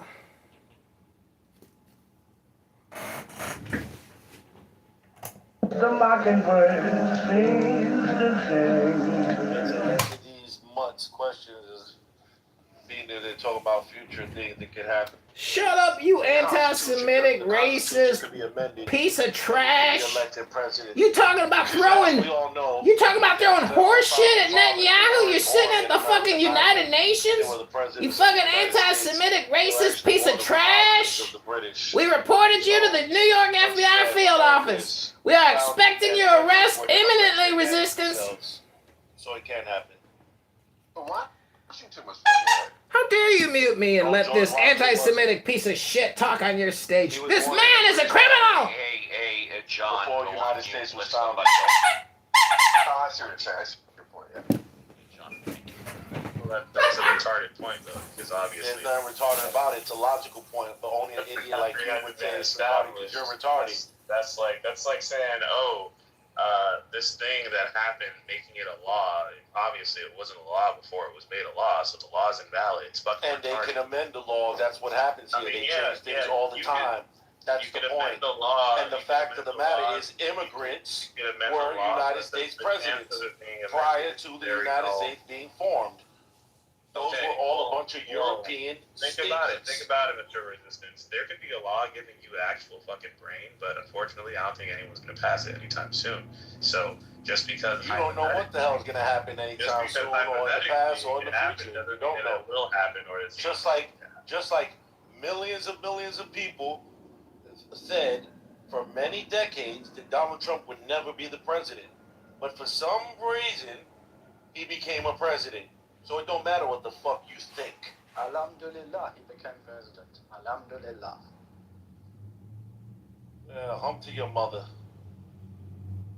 I think I would be. I don't know that we could get a constitutional amendment passed because it takes 2/3 of the states, I guess, and 60% of a 2/3 majority in Congress. But if we could, I would not be opposed to it because. And 75% of governors. Yeah, because you can get. I mean, you can be any other office without being a natural born citizen. You can be Supreme Court Justice. You can be Speaker of the House. You could be Senate Majority Leader. Arguably, the founders seem to see the Speaker of the House as a more powerful position than the presidency in some ways, right? I mean, that was where the action was. So I don't know that. I don't know that I think that that's really that significant. But no, man. There's no freaking way. All right, the amount of research it takes to get to someone's background if they're not born within the nation is a lot more, obviously. And the fact that it was required that people be born in the U.S. there's a reason for it, because foreign influence being given to someone who has the highest position in the entire nation is not small. Yeah. I mean, I think there was a serious. There's already foreign influence here. There was a serious concern. That, Yeah, somebody let's British imagine a foreign comes influence over that here, goes becomes into someone's president. very roots, I and think they're the born 18th in century a communist England, country. Yeah, Resistance, can you stop being anti-Semitic? I think in the 18th century, You're not. You white Europeans ain't Semitic. And let's just say stop interrupting a mod. Okay. Yeah, in the 18th century, I think the fear that hey, some British noble's going to come over, get elected, charismatic, get elected president, and turn us back over to the British. I think that's a legitimate fear. I think today, I mean, I think like somebody that's a naturalized citizen, especially if they're. I mean, look, my guess is a lot. I get the background stuff, but I mean, you can do a lot of other things, right? That you could be a 4-star general, CIA director, Supreme Court justice, picking Supreme Court speaker. I mean, why only that office? Why don't we have that? Why don't we have it so that you have to be a natural born citizen for every office? And let's just put it in perspective. The last time we had a constitutional amendment was 1991 or 1992. That was like 35 years ago. And that was regarding congressional pay raises. That was the 27th Amendment. The amendment before that was the 26th Amendment in 1971. And that had to do with the legal age of voting. So although we're 30 years out from the last amendment, can you imagine getting a 2/3 or a 75% vote on anything today to amend the Constitution? No, I cannot. I cannot imagine. Right. But there is one exception, Reverend Scott. How about to federally legalize marijuana? That could become the 28th Amendment to the Constitution. What do you think? No? The stoners would come out. Bill Maher would lead the charge. The stoners would unite. That's the only thing I think that could unite Congress and the people and the states. But what the fuck do I know? Waste of a fucking amendment. I'll say that. Not into that anymore. But yeah, that I don't know why resistance wants foreign-born people to become president. If anything, we should put positions like the Supreme Court more restricted. That's for sure. Mondani is not a foreigner, so I don't care what you have to say. Yeah, he was born in Uganda. So what? So were a lot of other founding fathers. They were born in the United States. Yeah, but he also happens to be against the U.S. He's a fucking communist. No, he's against you dirty ass Jews and the dirty ass Europeans that commit genocide. Totally different. Yeah. Okay. Sure. I'm not even Jewish, but even if I was, No, gosh. but you're a white and you probably committed pedophilia I'm actually before. not. So people like you, we need to, I'm not white. gas chamber you. It's kind of sad that you think someone not being retarded makes them white. That's sad. I would like to give full disclosure, since it was brought up, so I don't want to leave any doubt. I am white.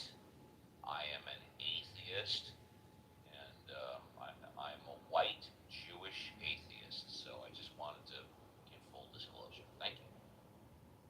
I'm also a critical thinker and a devil worshiper. That's what the black cube of Saturn is. Exactly.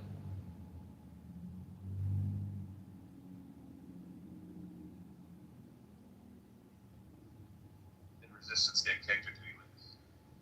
I haven't kicked anybody, but have I fear. kicked him. I kicked him for anti-Semitism in general. Oh, okay. But have no fear, you all. I'm not running for political office. I've got way too many skeletons in my closet. Damn, that's sad. I wanted to hear him spew his retardation more on stage, unfortunately.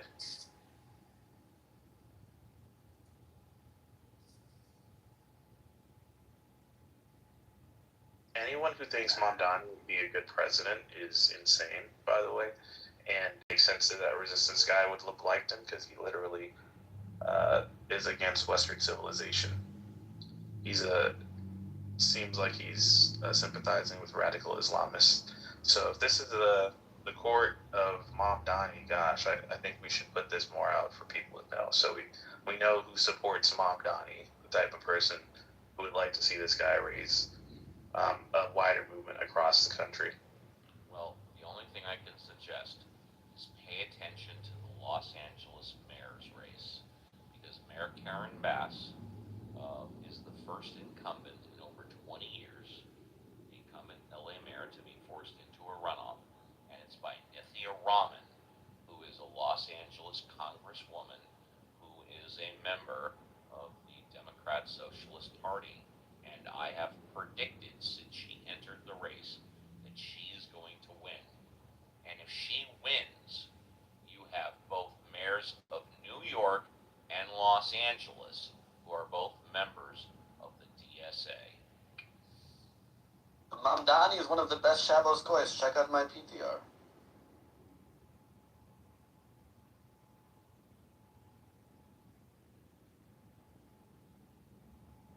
I don't even get the joke that's supposed to be from that, but it's just so ridiculous. You got like anti-Semites who don't like Mamdani, but they want to make him not as much of an anti-Semite as he should be. And then you got anti-Semites who actually do like Mamdani. It's really interesting. I have no idea what the logic is. Well, the logic is that to win elections, you have to go towards the middle. You can't go to the extremes, but you don't want to go further into the middle when you're going to lose your base. Therefore, you have to figure where the gray area is, and you go into the gray area towards the middle. And that way, you can attract votes from the other side. The way a Republican attracts votes from Democrats, and the way a Democrat gets votes from the Republicans, is not to go to the extremes, but move just enough towards the middle where you don't lose your base, but you attract, say, the 5% from the other side.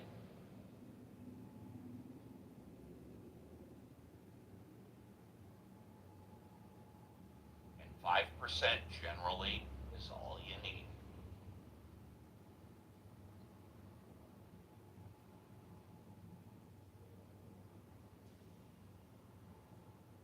Sometimes 5 inches is all you need, Uncle Steve, depending on who the woman is. That's exactly right. Thank you, Reverend Scott. Yeah, sometimes 5 inches is fine. Sometimes 1 inch works, you know. Depends how you use it, you know. Sure. Only with Asian women.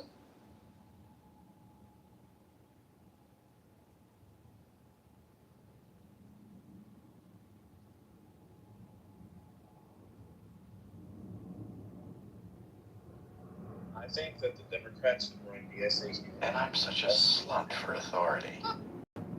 I think they should run DSA candidates for the next 2 years, leading up into 2028, and nominate someone with the same mindset as Mamdani president.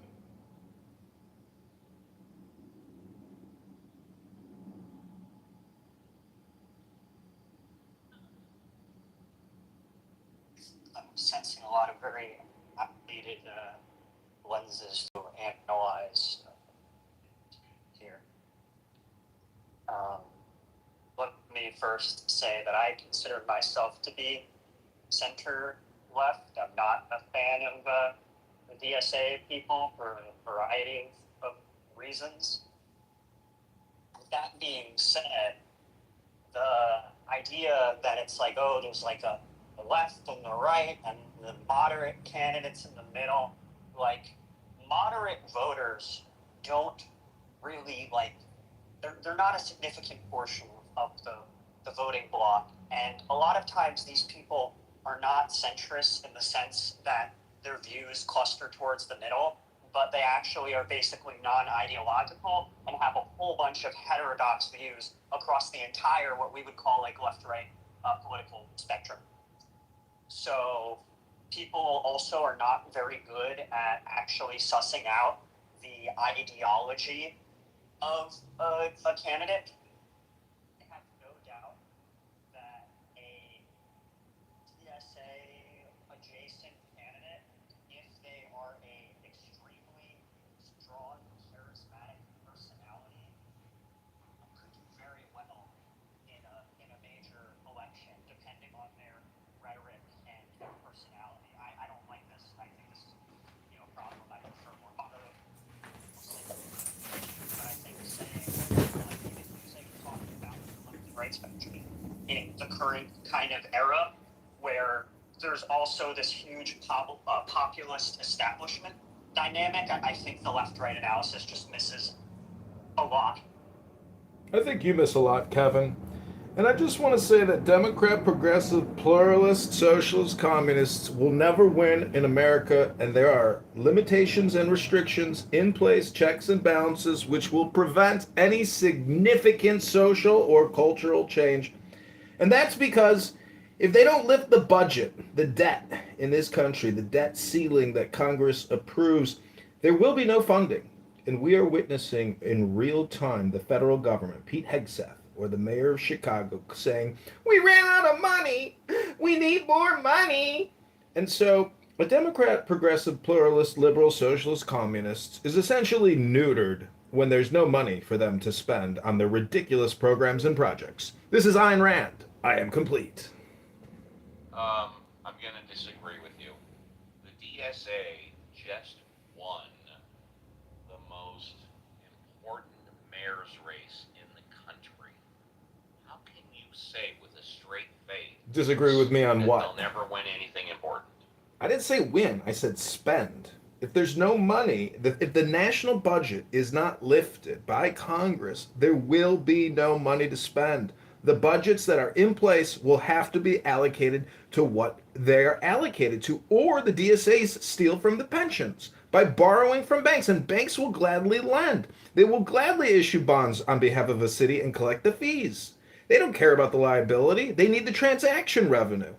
The point is, a Democrat, socialist, pluralist, liberal who spends the whole month of July creating content with rainbow flags and freak clowns is never in any significant way going to lead the people to glory, to victory, prosperity, and abundance, because they are faggot retards. Retarded faggots who kiss people at parties. Would you prefer them to create content with your wife?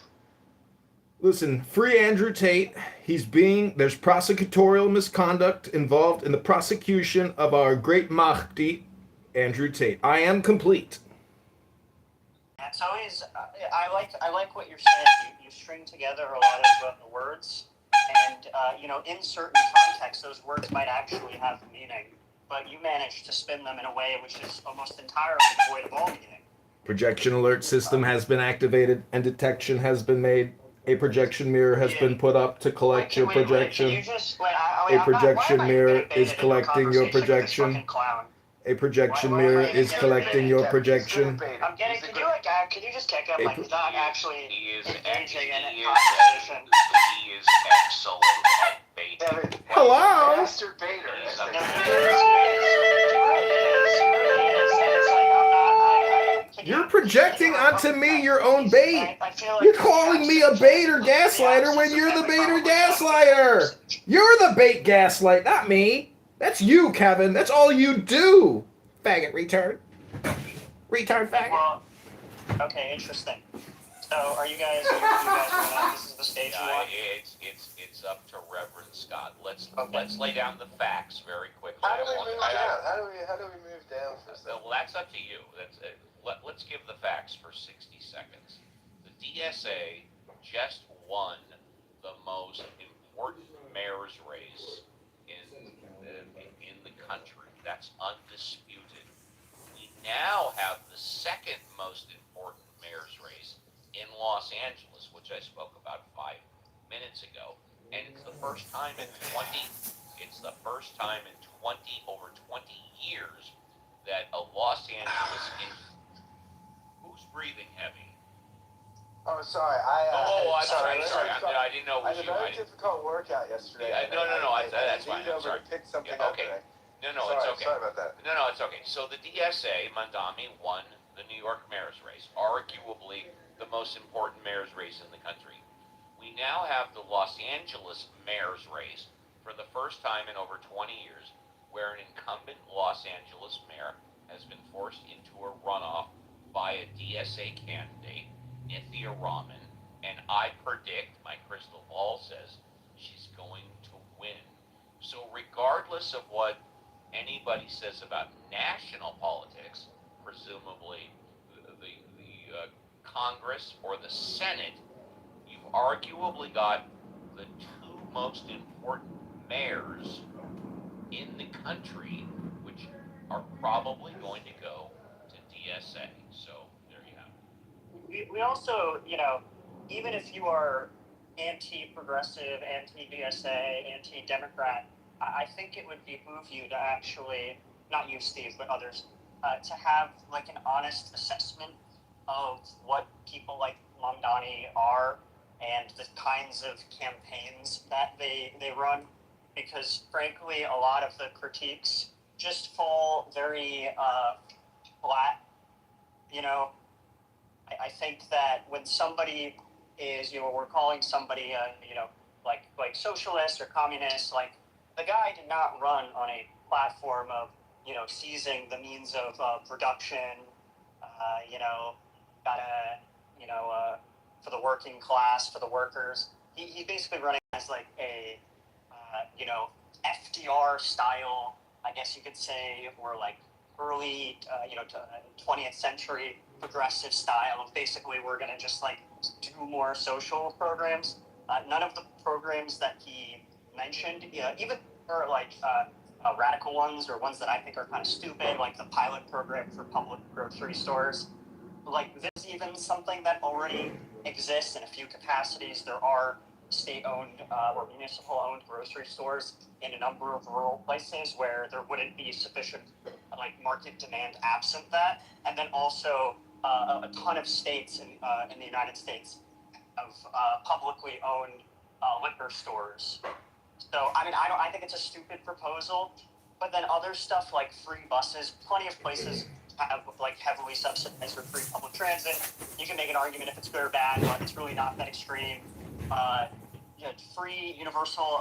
Not that extreme when somebody else has to pay for it. Very extreme.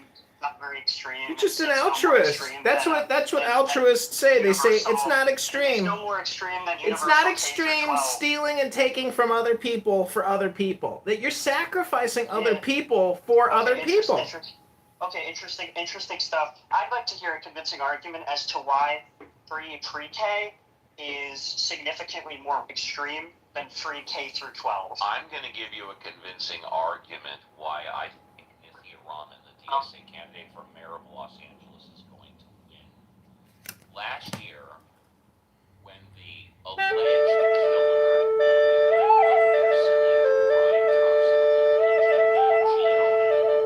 was caught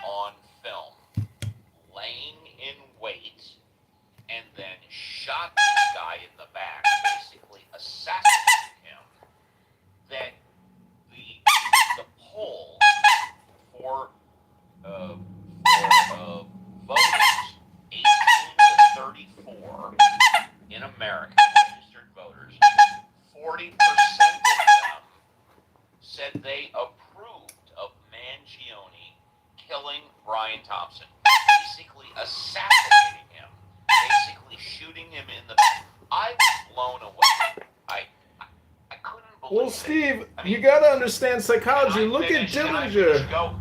Go on mute. Okay, I can you won't tell take McZed long. to also go on mute? That's your second warning. You're letting the troll stay on stage.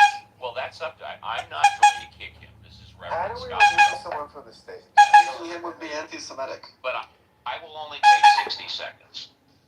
If this were to have happened 50 years ago, there is no way that there would be a 40% approval of shooting somebody in the back, basically assassinating the guy in broad daylight.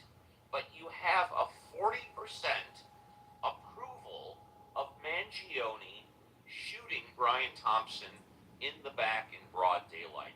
And this is why the DSA is going to start really taking over the political compass, pardon the pun, because this is what these voters think.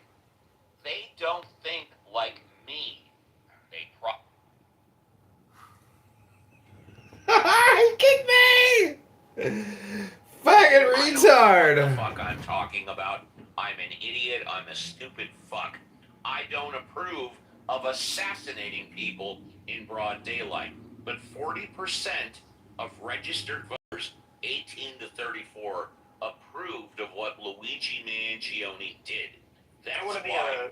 a pedantic, but would you mind sharing? Please. You know, if you do you know like the exact wording of the question by any chance? No, okay. no. It's an excellent question. The answer is no. But if you take a look at the polls that came out 1 month after the murder, or the alleged murder, 40% of 18 to 34-year-olds approved of it. But the answer is no to your question. Okay, on that, I mean, I would first say I agree with you. I think it's absolutely disgusting that anybody would defend what happened. I think Brian Thompson is a much better person than Mangione ever was, based on and also that's just not how we do things here. That's like a very strong view that's like third world shit to me. With that being said, I think one thing we might be confusing here is that is like all the support for that is concentrated on the left wing, this is like an opinion you'd have if you're only looking at things through like the left-right spectrum. But if you are looking at it from the populist establishment thing, you're going to get a lot of people who are on the political right who are like not at all fans of the big insurance companies. And this is, I would need to find exact like partisan data on this, but to speak a little bit anecdotally, I remember looking at like right-wing YouTube channels where this happened, specifically like Daily Wire stuff, Ben Shapiro's podcast, Matt Walsh, and they were all saying, this is terrible that this guy was shot, which I agree with, was terrible. But a lot of their own fans in the comments are saying like, no, like basically like fuck these people. Like these people make like I pay so much money in insurance, they make money by denying people coverage. Like the upset with the health insurance industry is not something that is exclusive to the Insurance political left. And insurance is a scam. That's why I say America. Also, I wouldn't extrapolate this out to say that this gives DSA candidates a high likelihood of winning because there's a lot of support for this. Once again, my previous point, which wasn't really addressed, I think we're heavily over-indexing on ideology here. Voters are not good at determining the ideology of the candidates. Voters don't really understand ideology, and a huge percentage of voters are basically partisan, non-ideological. Wouldn't you say that most voters are able to identify key aspects of a candidate, like just by advertising to the voters? Let's say I'm a Republican and there's a candidate against me who says, oh yeah, trans kids deserved the right to have like operations done on them. Just one message like that is going to get a voter to understand their social policy very quickly. Would you agree with that? I would largely agree with that. I think even in that, we're saying that being single policy position presented in an advertisement for or against can heavily influence the way a voter perceives a candidate in their entirety. And to the extent to which the messaging we see on TV is accurate, then voters might be able to assess ideology. But I think largely these things are inaccurate on all sides. People don't present, other people, honestly, they present this information in the way that gives them the most, to their perspective, the most likelihood of winning, and their opposition the least likelihood of winning. So I agree with you, but I don't think your point actually disputes my point. Your point is more so that middle of the road voters, or just voters in general, are not as well versed in politics. When they see someone, they're more persuaded by their aura, their charisma, how they present themselves, and just the surface level aspects of them. But it's very true at the same time that regular voters also understand social policy, very surface level policies that can be, can be seen in everyday life often, whether it's economic or social policies, still can be seen in everyday life. So when someone's policy in regard to situations like that is exposed, it's a lot easier for the average middle of the road voter to say, yeah, I don't know about this guy. And with the DSA, there's a lot of candidates like that. And unfortunately, in cities like New York and Los Angeles, they have a lot of better chance. But in a freaking nationwide election where you have to worry about states like Tennessee or Ohio or Iowa, social policy to middle of the road voters is a lot easier to convince them and say these guys are freaking weirdos, which the DSA is filled with freaking weirdos. And that's why I said I kind of hope that the Democrat Party leans on these guys for the next 4 years, because just like the Republican Party wants to avoid crazy white Cortez, it's in the Democrat Party's best interest to avoid retards like the Sonic Biker. The DSA is just a bunch of the Sonic Bikers. I totally agree with this. I 90% agree with this. The only thing I'm saying is that it's not a given. Very few people will acknowledge this, but I believe Mamdani ran a fairly moderate campaign. It runs on a black budget, laundering power through offshore cash and shell companies. Things about NYPD and says we need support, we need public safety. All of the social programs are ones that are very much within the Overton window. He ran a campaign rich in populist messaging. A man now federally charged he did not present himself as a radical. And if he did, I don't think Hassan Piker could have won that election. It says too many absolutely crazy things. And I just think a lot of people want to conflate these together. But broadly, I agree with you. I would like the Democratic Party to really ostracize these people that are actually truly anti-capitalist, anti-Western. This is, to me, unacceptable. And I agree with you, but I just don't think it's completely outside the realm that if they're otherwise good candidates like Mamdani and they run fairly moderate campaigns, that they could win.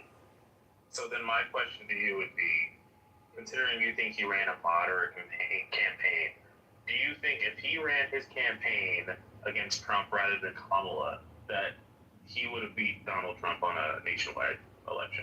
That's a tough counterfactual, but I think there probably is a solid argument just because of that populist establishment dynamic that I talked about earlier, that he would have done better than Kamala. He's also just way higher on the charisma index, and I think that something that Kamala, which even you probably agree with, and I think that something that Mamdani and Trump have in common is their really strong ability to just hammer on core messaging and to always redirect to the core message and the core policy objectives. With Trump, it was, that we're going to do tariffs, trade has been unfair, we're going to build a wall, we're going to do deportations, we're going to make energy cheap. These are policy objectives. And I think Mamdani did a similar thing where he hammered home on the free childcare, free buses, I think Mamdani probably would have done better. I think you're looking at the fact that he did successful in a place like New York, and you're framing his campaign as moderate in comparison to how radical it could be, but you're forgetting just how radical it was on a nationwide scale. And if this was done in efforts to appeal to voters across the nation, he would have got swamped. He wouldn't even make it out the DNC primary. Let me ask you this: do you think that expanding K through 12 education to include daycare, do you think this is something that would be perceived by the vast majority of voters as like an extreme, unacceptable socialist position? Well, not necessarily, but that's not the only thing he advertised, obviously. Yeah, I think if he was running a national campaign, he would have probably picked different policy priorities. He would have chosen to pick different policies, of course, but he still would have his core beliefs. And when it came down to the question on how we would handle things that mattered during the 2024 election, like policing, attitudes towards immigration, he would have got absolutely fucking destroyed. I think it's hard. That's obvious. For me, he's calling ICE a terrorist organization. He's saying that he didn't want to outlaw the NYPD, but he's obviously got opinions towards policing. But now we're doing a little bit of time traveling, because I think saying those kinds of statements about ICE today are very different than had he been saying those statements about ICE pre, the previous election and pre all of the ICE stuff that has happened. I did, like I said, you're asking me. You're asking me. Okay, that's great. You're asking me on anti-Israel. Okay. He's a wing guy. You're asking me a And by the way, counterfactual. de Blasio ran on universal child care as well. It's one of those things that they offer all the time. That was basically, de Blasio already provided it, by the way. These were empty promises that are unlikely to be fulfilled. I don't think you're. Wing back. Okay, it's fine. I don't, Dope. The last thing I'll say is I don't really think the counterfactual can be answered, because I don't know what a national Mamdani campaign would look like. What I can say, though, is that I do think a very progressive person with his level of charisma and messaging could potentially do very well, despite being on the further left end of the political spectrum. Because I really do think charisma and messaging and policy selection are like that important. Well, that is true, but the window, the Overton window of U.S. politics has not shifted so rapidly that the positions that Mamdani advertises will be appealing on a national scale, regardless of his charisma. That's my point. Yeah, but those are, I think also, I don't think it's fair to assume that he would have picked, it's very unlikely that somebody running to be mayor of a city would choose the same policies to run on if they were running to be president of the country. I don't know. I would have to see but if I could imagine, let me just give an example. If I could imagine Mamdani running on, I'll just scale the policies up, doing a large build out of U.S. public transit, of doing universal child care, wanting to do something on health insurance, some sort of public option or large scale ACA expansion. I do think you can win on this platform. Now he's not running on seizing the means of production, buying up large shares. Expanding healthcare. Yeah. Why don't, with all due respect, very quickly, why don't we get realistic? He's not eligible to run for president. So how about if he's successful at mayor of New York, he runs for re-election. Mamdani is 35, 36 years old. He was born in 91, right? He's 35 years old. He runs for re-election. He gets elected for a second term as mayor. That takes him to 44, 45 years old. And then he runs for United States Senate. And then he gets elected by New York as a senator. Let's get real. Communicate these plans to the local rabbis. The whole point of this is to show that the DSA is grabbing a foothold of the Democrat Party. Not to the extent where they're taking over, obviously, but they're getting more influence. And my entire point was, if there's more Mamdanis, the DNC is cooked, and I kind of want that to happen. I think that there are going to be more Mamdanis. However, I question whether or not the Democratic Party is cooked, but I completely agree. There's going to be more Mamdani. Yeah. I I mean, you could disagree on the level of which they'd be screwed, but I'm saying that Kevin was saying, you know, if Mondani ran nationally, he'd have different ways to appeal. But when push comes to shove, he's still going to have to answer on the core issues that Americans care about, and how he handles those issues is different from how a lot of Americans would like those. I completely agree, but the fact of the matter is he can't run nationally. It was a hypothetical. But when we talk, I understand, but when we talk about more Mondamis, let's get real. We've got Nithya Raman in Los Angeles, who I predict, and obviously my crystal ball could be wrong, is going to become mayor of Los Angeles at the end of the year. There's your next Mondami.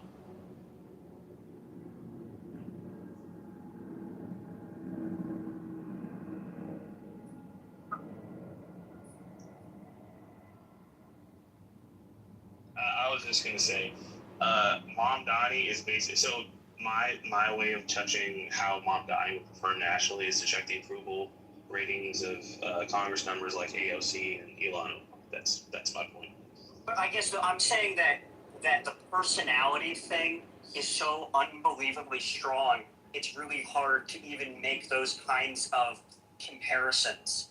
Like, I don't think the voters are not largely voting based on policy platforms. This idea that the voter is sitting down with 4 Windows tabs open, comparing policy platforms and determining who to vote for based on that. This is just not how voters actually operate. The political science research on this is pretty clear that voters basically choose who they want to vote for, and then they adopt the policy platform post-op. Which seems crazy, but I could give you know, this is like my area of education, so I could give specific examples, but I don't want to bore people in the room, so just, you know, take my word for it. I think that these candidates that are running, we are in a populist era right now, and populist candidates have an advantage. If most people think that the establishment is not working for them, almost by default, people are going to gravitate towards these kinds of candidates that are speaking up against the establishment, that are saying these people are crooked and corrupt. I mean, this is why Trump did so well. If Trump, you know, has won multiple, like, the idea that a Mamdani type figure is just outside the realm of possibility, I don't understand how this could be your worldview. And I say this as someone who is, like, I consider Mamdani very, very much to my left. Anything is possible in U.S. politics. Donald Trump being elected 10 years ago, well, I thought it was insane. So there's that. What I'm saying is that doing all of the things to say are true, that charisma matters. Voters are drawn towards populism. There's much more that I feel you're not accounting for, which is that the policies at the end of the day will be things that people judge their decision on. If you look at post-vote polls for a lot of voters, they saw Kamala Harris as radical in comparison to Donald Trump. And it wasn't just because Donald Trump was a populist. If anything, like, Donald Trump had already been president, and we had seen what he had done before. His first term, as much as it was like anti-establishment, it was nothing like the most radical populist would have done. So there was much more going against Kamala because of her policies. And if she was to say things, she'd be tossed in a rock and a hard place because she had to satisfy the leftists who were left, and the more moderates who were right on social policies and things like immigration and policing. So someone in the DSA is going to be in the same position, and the thing is, Kamala has no opinion. He was just fucking like a dummy who had to say what she had to say in order to get a good position for the election. Someone like Mamdani or a DSA candidate, they have their own convictions, and they're not going to lie as brilliantly unless they're a really good politician. I don't think they're going to be able to lie as really good politician. That's all I'm saying. Do you think that would be an advantage or a disadvantage? Because I think one of the things that there was a lot going against Kamala in the election, namely that there was just a global tidal wave against incumbents in the inflationary environment. But I think one thing that voters did not like is is that she was seemingly unwilling to alienate any of her voters. And at a certain point, you do have to say, like, these are my positions. I hope, even if you disagree with some of them, I still hope you vote for me. And she was unwilling to. I just don't think the policies that were. Where are we supposed to stop after this? Because we're repeating ourselves a little bit. But I just don't think. I think the gulf between perception of radicalism and what the actual policy positions are, I think that these things can map onto each other, but they certainly don't. I think Obama was perceived as being far more radical than he actually was. I think he was a fairly moderate candidate and president in the scheme of things, yet he was constantly called a socialist and a communist. And I think that people like Trump, second term Trump ran on a fairly extreme policy platform. I mean, global tariffs, for example, that's an extreme position by any stretch. And he was perceived as more moderate. I just don't think voters are good at assessing how, quote, extreme a candidate is, and I actually don't think they care about this. Will the mod allow Okay, thank you. So, I think... Of course, Smurf. For you, always my friend. Thank you. So, I think that, first of all, Trump's mannerisms and his demeanor and his ethics are revolting to all highly educated people. So if you survey everyone in America who has a PhD, they will throw up at the mention of Trump just because he just rubs people the wrong way with his demeanor. However, when you poll people about his policies, when you don't name them as Trump policy, when you say to people, hey, imagine a candidate that's running on this, are you in favor? People, the vast majority of Americans are actually in favor of his policies. Now, the retarded, woke, white leftists on Clubhouse always disagree with me, but I have proof that I am accurate. So, at one of the universities, they ran a debate, but they ran the debate in a very clever way. They had a woman who presented Trump's own words, okay, in a soft-spoken female voice. So she said, I want to whisper that we need to deport all the illegals. And I want to whisper that we need to ban trannies from the schools. And this woman, this female candidate, said and this is verbatim, his exact words. And then they had a man who pushed Hillary's policies. So you had a male actor saying all of Hillary's stuff, and you had a female one. And then at the end of the debate, they asked people, who would you vote for in an election? The female Trump, the woman who was speaking Trump's policies, won in a landslide with both men and women. So I'll land my plane here because I want to hear from every fucking person on stage. The retarded woke leftists believe Trump keeps winning and winning and winning because his personality appeals to the working class. But it's just not true. It's just bullshit. He's winning in the peer-reviewed study that I just said, which every fucking person in the room could Google, proves it. I'm done speaking. Thank you, Smurf. Always a pleasure. And please visit us at Uncle Steve's room on the weekends. Uncle Steve, by the way, just a free plug. Uncle Steve hosts 2 great rooms. On Saturdays, Ask Uncle Steve from 7 a.m. to 10 a.m. Pacific Standard. That's 10 a.m. to 1 p.m. Eastern Standard. And Sundays, Ask the Atheist. Again, 7 a.m. to 10 a.m. Pacific, 10 a.m. to 1 p.m. EST, where I am the best weekend show on Clubhouse. It's amazing. And please, if you don't go there regularly, come, attend. It's fantastic. And Smurf attends, as does Caleb and Marshall and others. It's wonderful. Uncle Steve, you want to plug your room at all? That you took the words right out of my mouth. We hope that all of you will attend. We're going into our 6th year. So if you're not doing anything on Saturday and Sunday from 7 to 10 a.m. Pacific Standard Time, 10 a.m. to 1 p.m. Eastern Time, please join us. Everybody's welcome.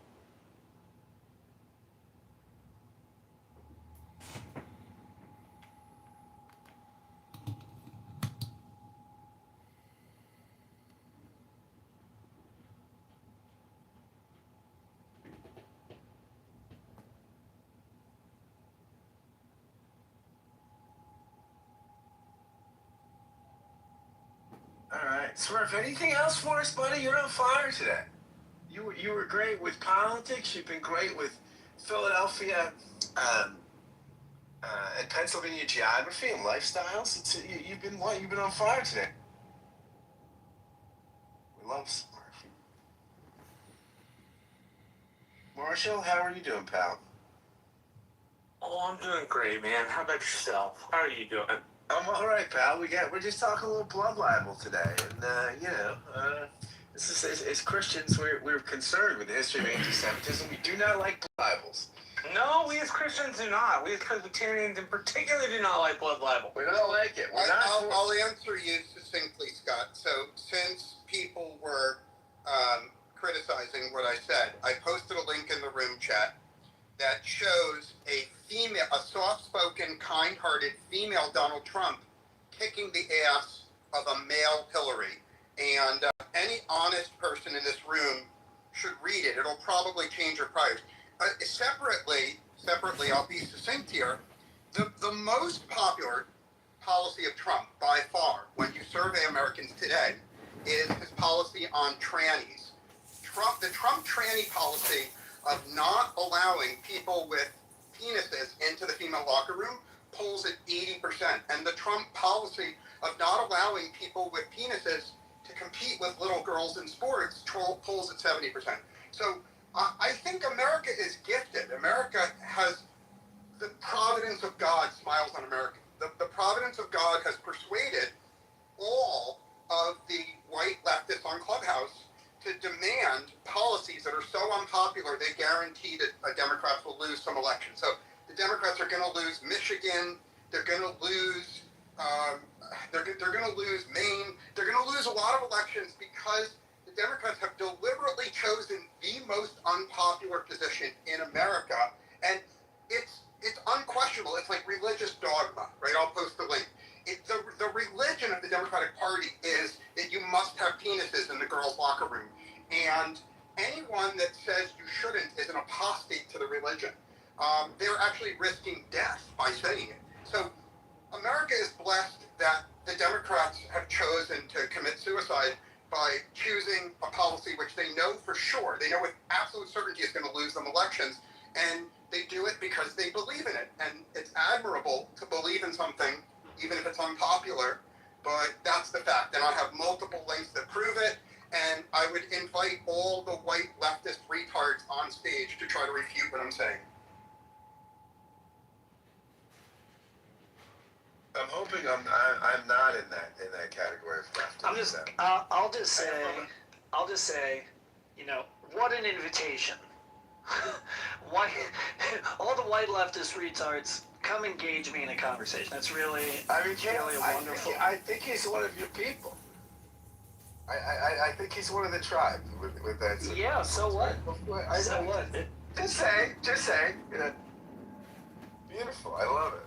I like him. He is the best troll on the app, and I probably the most interesting troll here. I love him. I think he's the absolute best.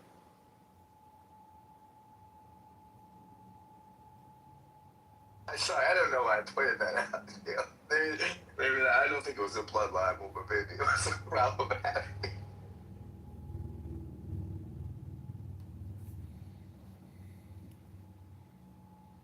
By the way, the commentary guys, I don't know if y'all listen to this podcast, but it's one of the best conservative podcasts out of Commentary Magazine. Very smart guys. I mean, I often disagree with them on a host of things, many things, but they're great. And their discussion on the blood libel stuff, the history of blood libels, how this is a contemporary blood libel, I thought was actually outstanding. It's yesterday's podcast. If you wanna find it, it's in the title is Book of Mamdano, and I will put the link in the. I think you're. It is a blood libel, Scott, and to be succinct, throughout history, blood libels precede genocide. So basically, if you look at the Hutus and Tutsis, which everyone in the room should Google, one group of Africans, for reasons I don't fucking even understand, hated another group, and they were psyching themselves up to kill them with machetes. And the first step is because most people are good and honest. Most people will not agree to participate in mass killing and let's persuade them that it's justice. So no murderer in modern history has gone before his people and said, we must kill these people because they're weaker than us. We're strong, they're weak, so let's kill them. That's not how it works. There has to be an invented grievance. So in Africa, in this case, the Hutus and Tutsis, they invented some totally fake blood libel, exactly the same as the blood libel that Mondami has invented. They had the radio stations transmit this blood libel. And then after they transmitted for a few weeks, then they said, okay, we're going to go gather machetes. And no one in the room may remember it, because maybe I'm old and the other people in the room, but because of this blood libel, they motivated people and they hacked 900,000 people to death with machetes. 900,000 people. And obviously, this was a true genocide, but all the liberal retards in this room who claim that there's a genocide in Gaza, right? They didn't give a fuck about the genocide in Africa. You know why? Because they didn't give a fuck about the genocide in Africa because they couldn't blame it on a group they hate. To the people in this room, it was one group of Africans killing another group. They didn't give a shit, right? Even though that was a real genocide of 900,000 people. Instead, the white leftists want to talk about a fake genocide of like 40, 50,000 people. And that happens over and over again. And I'm going to land my plane in a second. In Africa today, I think in Congo, one group of Africans has already killed 1 million other Africans, and no one in America even gives a shit.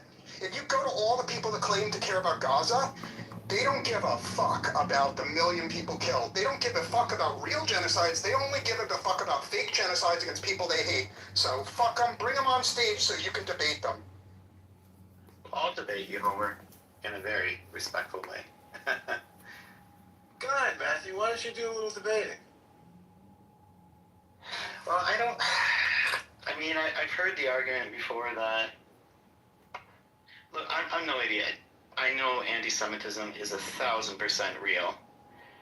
And there are people that are just going to hate Jews, and they're going to look for reasons to hate them. 1,000,000%.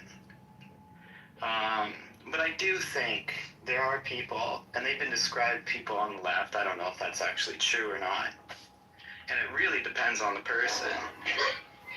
But I think there are people like me who genuinely like Jewish culture and genuinely interested in Jewish history and appreciate the Jewish people for all they've done. All they've done for the world. Disproportionately, I feel like the Jewish people have contributed tremendously to the world in many, many different ways. At the same time, I think it's perfectly plausible to not be anti-Semitic whatsoever and to criticize some of the things that Israel has been doing. I realize that that Israel has a very, it's you can't compare it to the United States or Canada with our giant oceans on either side. Israel has a very small margin for error. It's basically land. It is against the ocean, but it's pretty much a wall, and it's surrounded by cultures and people that don't always appreciate it, to say the least. However, I do think what happened in Gaza is atrocious. I think it is horrible. And for those people who say, there's different standards set for Israel than, for example, places in Africa, I do agree with that as well. And if I were Jewish, it would be very difficult for me to split the difference between people who are not anti-Semitic, but who don't like seeing terrible things going on, and people who just want to find a reason to hate Jews. So I understand, from the Jewish perspective, from being picked on since the beginning of time, that criticisms of Israel can look anti-Semitic. I understand that. I get that. I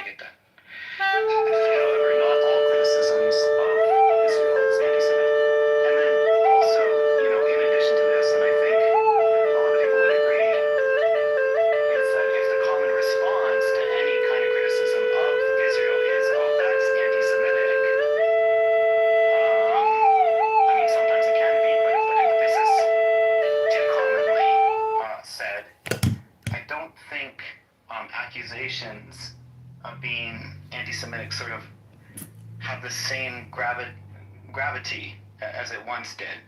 You know, there are news reporters, very popular newscasters coming out and saying, "Hey, I'm proud to be called anti-Semitic because that just means that I'm on the right side of history." And there's too many people trying to deflect by saying that, and we've caught on to this game.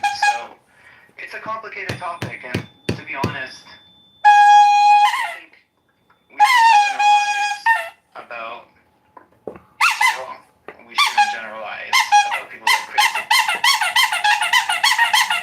We shouldn't generalize, certainly not about Jews. We shouldn't generalize about anything.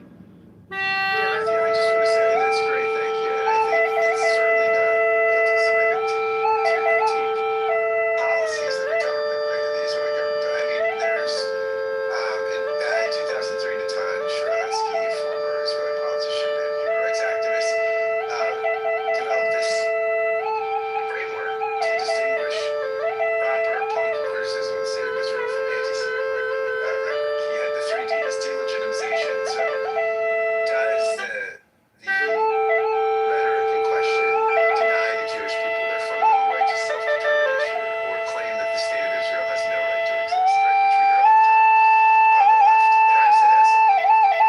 Demonization, portraying Israelis or Zionists as inherently evil, malicious, or subhumans, comparing Israeli policies directly to Nazi Germany, which I've seen done a lot lately, and 3 double standards, applying selective, harsher moral scrutiny to Israel while ignoring identical or far worse human rights abuses committed by other countries.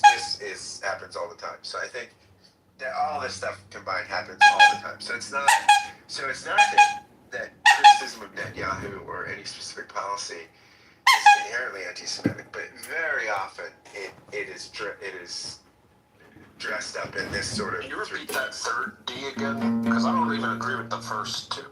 Yeah, the third is double standards. So applying selective, harsher moral scrutiny to Israel while ignoring identical or far worse human rights abuses committed by other countries. So you don't hear left talking about killing of Christians in Nigeria. You just don't hear it. I've never seen. There were no student protests. We were going to kill tens of thousands of people.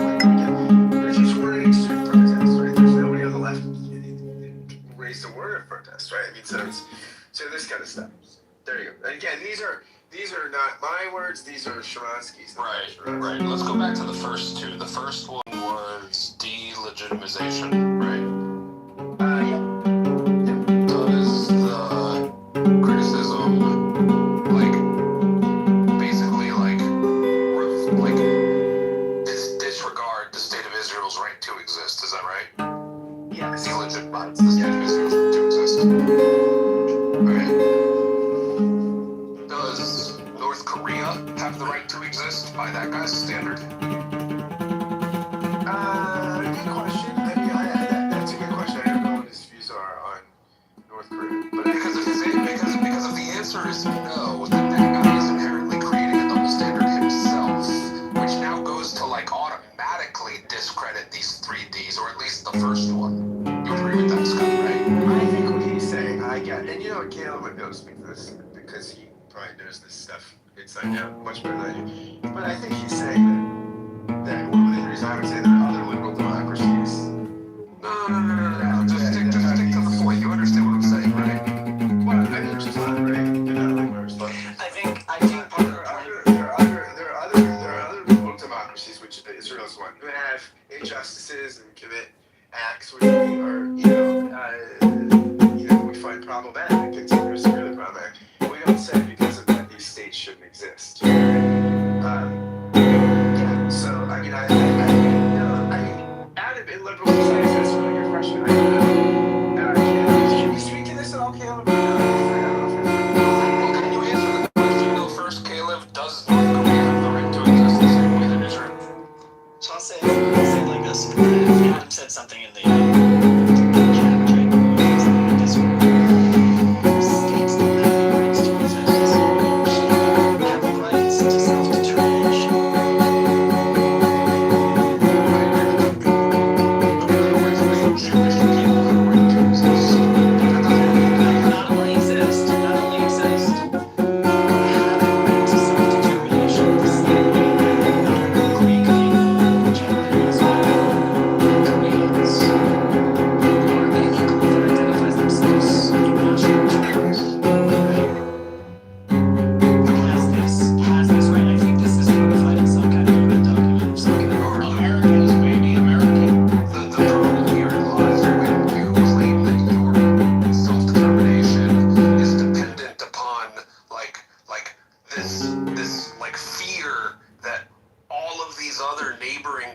countries and people around you just inherently have it out for you, and that you must basically eliminate those threats at all costs, at any costs. And then those other people are like, well, they have it out for us because they think that we have it out for them, so we must also fight back and eliminate that threat at all cost, at any cost. What we have here is a failure to communicate.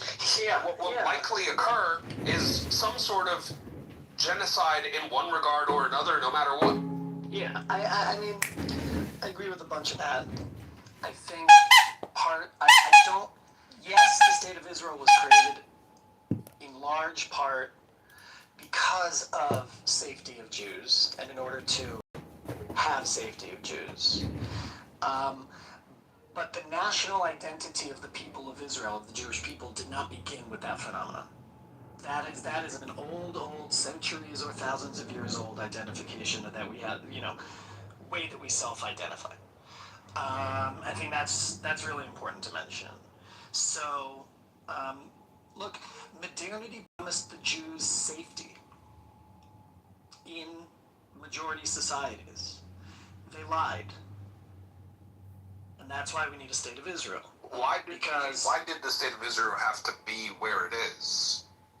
Where else are you going to put the Jews? The most natural place for the Jews is in the place where our civilization and culture originated. Or maybe it would have been where the largest political congregation of the Jews that were lobbying for the creation of the nation state of Israel already lived, which was in the West Europe, the Western Europe area. So maybe They weren't looking for a sovereign European country.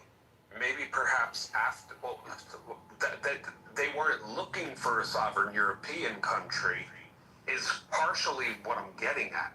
Why not? They already lived there. They didn't, because that place was hostile to them. Well, so is this place. In fact, this place is so hostile to them that they deem it necessary for them to be hostile to everybody else in response. Okay, so there is an argument there. I think there is an argument to say there that regionally speaking, as far as a neighborhood goes, yes. They put the country in a neighborhood that was already antagonistic. But here's the thing, for a long time. Hold on, hang on. I think that's fair, right? There also was a resistance to even the presence of any kind of Jewish political entity there. Right?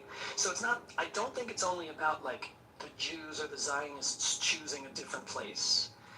But it was, you have to understand philosophically about Zionism and philosophically about Jews for 2,000 years. There you go. This all goes back to a religious philosophy. It's not a religious thing. No, it's not a religious thing. For thousands of years, the people amongst whom we lived told us we were from Palestine. That's what they told us. You don't belong here because you're not from here. You're from that other place over there. And what happened to all of the people that were living where the state of Israel already is in Palestine when those Jews decided to move back to that Palestinian area? You're absolutely right. They still live there. They still live there. Yeah, they actually do still live there. But look, Florida, I agree that my self-determination should not come at the expense of somebody else's or be accomplished through criminal means. Okay, I agree with that. Okay, and it's also the case, right? I just want to push back on the religion thing. They told us we weren't from Germany. They told us we weren't from England. They told us we weren't from Morocco. They told us we were from Palestine. And then we go back to Palestine and they tell us we're not from there. This is a problem. I just wanted to make the point that there's countless ethnic minorities all over the world who don't have their own state / right to self-determination. I don't believe such a right exists. I mean, people can fight for it, right? They can fight for a state, but you have no inherent right to have a state. Nobody does, right? If that was the case, there's a whole bunch of states that don't exist anymore. Yeah, and this is not something we don't believe that Catalans in Spain have a right to a state. If they decide that they want to have one, They're not going to be able to carve out the territory of Spain and get one. That's not going to happen. Right? Native Americans have no state in the United States. They're never going to get one. Right? It's not going to be a thing. I don't buy this for even a second. There's all sorts of the borders in all of the sub-Saharan African countries. None of them recognize rights of statehood to various ethnic groups in any of those countries. Right, so people do not have some inherent right, which we recognize across the board for all peoples to be able to self-determine. Because if you do that, it just like devolves into like it's a never-ending cycle of like splitting up of states. Every individual have a right to their own what we see, I think the whole principle of international law kind of rests on this idea of territorial national sovereignty, self-determination. Once you're a nation, and you get to control that, and there's no empires anymore, right? And what have we seen? Lots and lots and lots of new nations formed.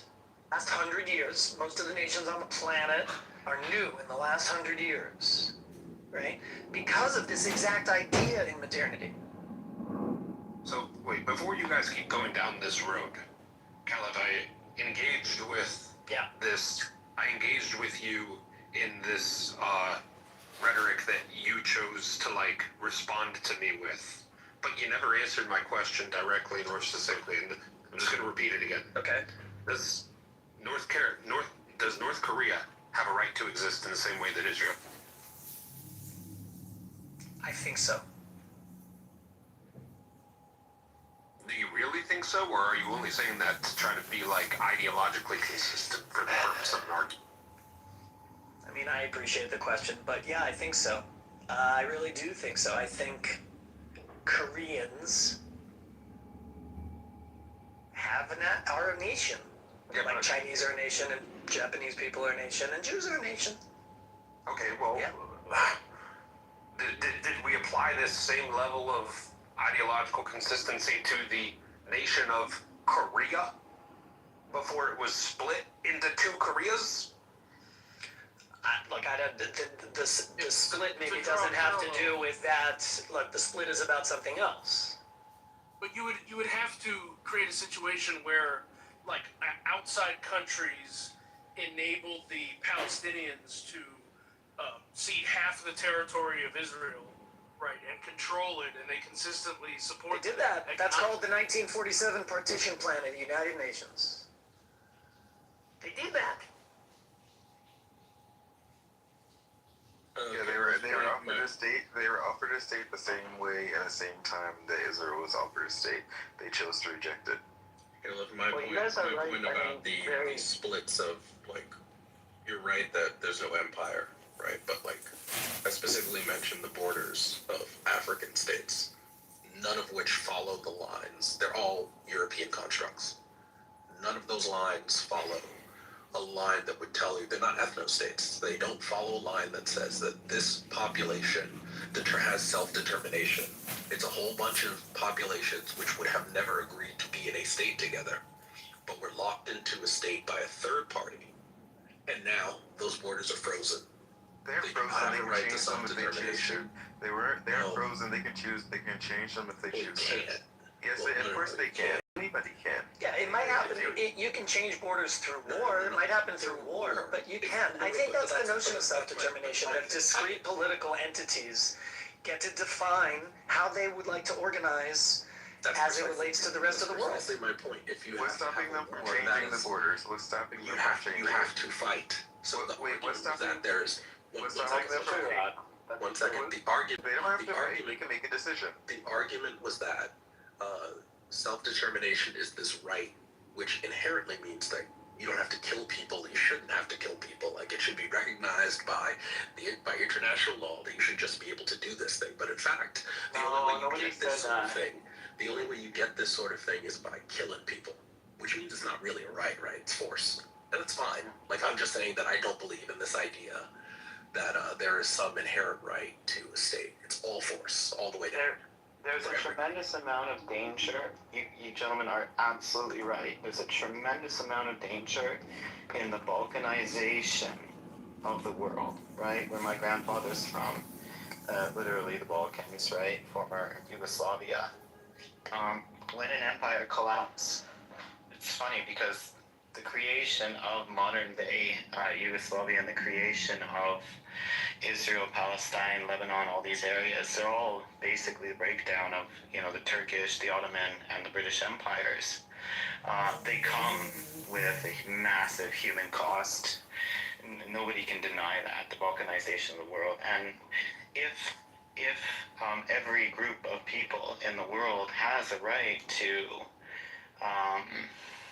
self-determination, then essentially what we're saying is that people have the right to fight, and the world has a right to be a very bloody place. It's unfortunate. I mean, that's literally the way it was before.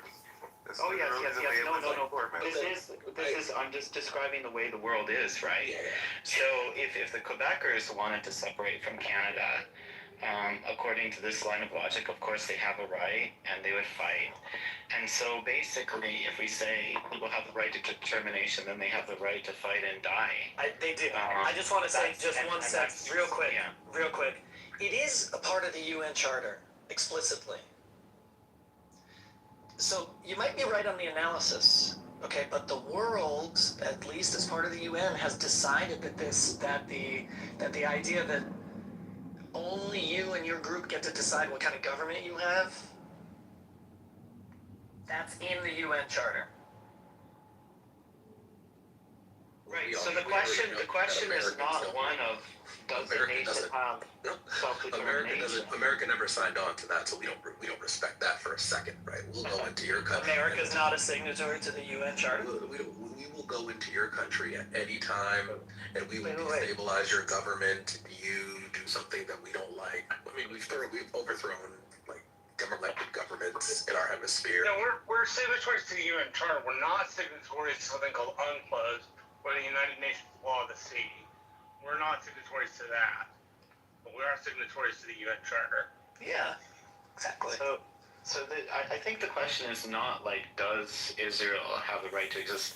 At least not in the West. I've never heard any serious person say Israel shouldn't even exist. I'm sure they're out there. I'm sure there's outliers. I think that's more of a kind of like very, very stubborn people in the Middle East, where some Palestinians and some Israelis don't even acknowledge each other's existence. They're like, oh, what's a Jew? There's some people that have extreme points of view. They don't even believe that the other person exists. From the river, no, right. I talk to leftists all the time. They believe it. I mean, to which degree of leftism right. Associate with this definitely a major conversation among. Right. What exactly does from the sea mean when people change? I don't know. I think, to be honest, I think it means different things to different people. I don't think that's quite a serious conversation, at least not amongst mainstream politicians in the West. I think that's more of a different conversation. So the question is not whether or not, Israel has a right to exist. It's like, in what manner should any state, quote unquote, exist? And then, of course, every other state has North Korea has a right to exist, of course, but I don't think any of us would say the way that it exists now is ideal, right? I mean, it would be a better place if everybody there lived awesome and happy lives, and it was a high trust society, right? So I don't know. I mean, if you want to put aside the idea, does Israel have the right to exist or something like that, that's one conversation. But then, in what manner should any country ideally exist? Maybe it's just we're speaking past each other's and speaking past each other. I think so. We mean by right to exist. If by right to exist we mean you have the right to utilize force in order to secure your borders, then I can agree to that. That's for sure. I agree. But if right to exist means simply by deciding that you are a people group, you get a state and others have to give it to you because you've decided that... No, nobody's given anybody land. I don't think that is... I don't think anybody thinks... I don't think that... Nobody gave it to them. The only people that believe they're the Palestinians, actually. Yeah, but no. I want my own country. What I'm saying is like by the second definition, I mean America doesn't have a right to exist. America exists because people fought and died for it. That's the only reason, right? And if somebody comes along who is strong enough and overthrows America, America won't exist. Right? It doesn't have a right to be That's there. how you gotta stay strong, Right, America. so- Stay strong. So that's the if that's the distinction that we're making, then I can agree to that, right? Like you have a right to do what you have to do if you feel like you deserve a state or want a state to fight for it. That's fine. You got to remember also two things that I think are important. Right, we're speaking in the abstract and trying to make generalizations. That's good. We also have to consider the unique history of each people. You got to think, who were the people that created the state? They were refugees.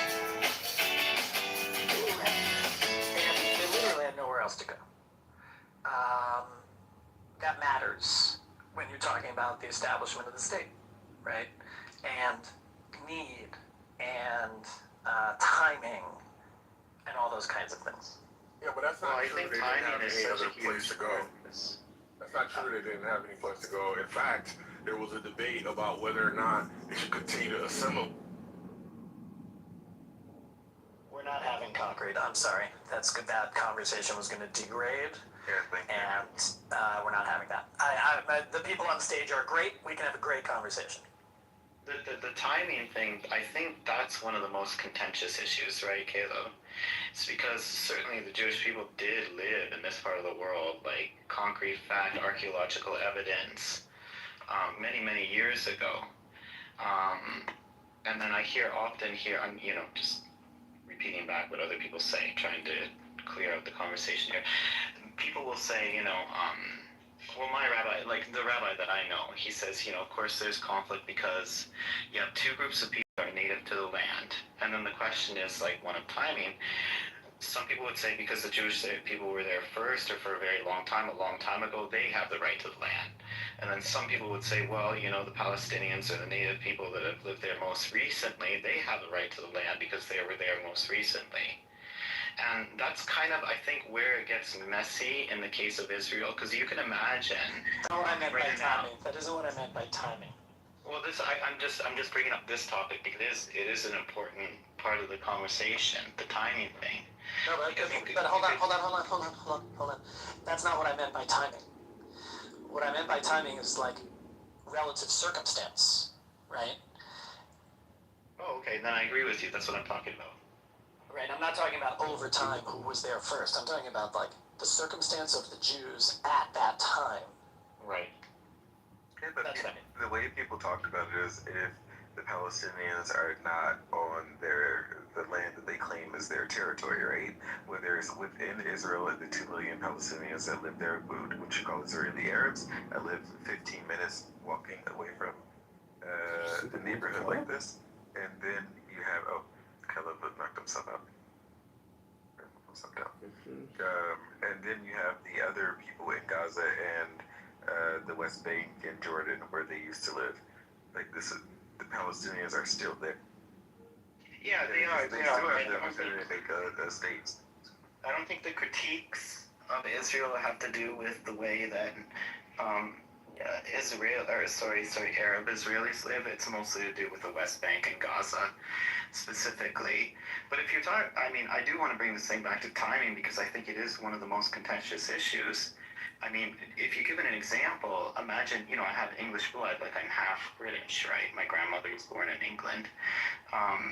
There would be a tremendous amount of pushback if everybody with native, or not everybody, but if the people with native English blood went back to England and pushed out or kicked out the recent immigrants. So, for example, the Chinese English or the Indian English or something like that. So if you make that analogy, I think if you make a fair comparison, if the British did the same things as people with Jewish blood moved back, there would be this problem. And I think this is the primary cause of the conflict. Because we're supposed to be quote unquote post-colonial, blah, blah, blah. I know it's not true.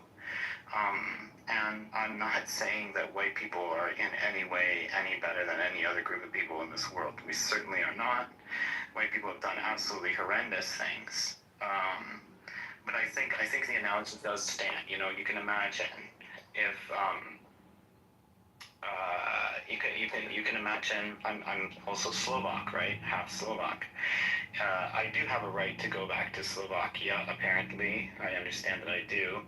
But if I went back to Slovakia and I kicked out Romani people from, they're kind of nomadic peoples, but they make up about 30% of the population of Slovakia. And to be honest, they're not the most valued group of humans in Slovakia. They're very much looked down upon. But if you had millions of, Slovak ethnic people from the United States and Canada and Argentina and other places moving back to Slovakia, kicking out all the Romani, there would be a massive uproar. I think very similar to what's happening in Israel. Is that what's happening in Israel? Is that what's happening in Israel? That's the problem, is that people are imagining things that are not actually happening. Well, they correct me. I'm all ears. I'm all ears. Yeah, well, nobody's kicking anybody out. I mean, I was here on October 7th. I saw October 7th happen. I got a link from this app that showed me the people in Gaza attacking and killing Israelis, right? I watched it. The Israelis were not kicking people out of Gaza. That wasn't happening. As a matter of fact, 20 years ago to this year, if I'm not mistaken, a situation called Gush Katif happened where they removed Jews from Gaza and told the people who wanted to move there, they said, you can move here and you'll become Gazan citizens, you can stay in Israel and you can stay Israeli citizens. People chose to move to Gaza. They made that decision, and then they had elections, and those elections facilitated the process that created what Hamas is. Hamas was already created, but led to Hamas being their leadership. Nobody's kicked them out. You do have people who are settlers, like a minority group in the West Bank, that are problematic, but even the Israeli government says they're problematic, right? Like I'm in a group that talks about Israeli news in Hebrew, and they talk about those settlers, but they make up 1% of the population, more or less. So, but nobody's kicking Israel. Nobody's kicking Israeli Arabs out of Israel. Like there's no. What you're saying is it's not. Right. So I'm glad you brought that up because this seems to be the point of view, in the West. And if what you're saying is absolutely true, then man, Israel has a massive problem that it needs to correct, or somebody needs to correct it, because they're either,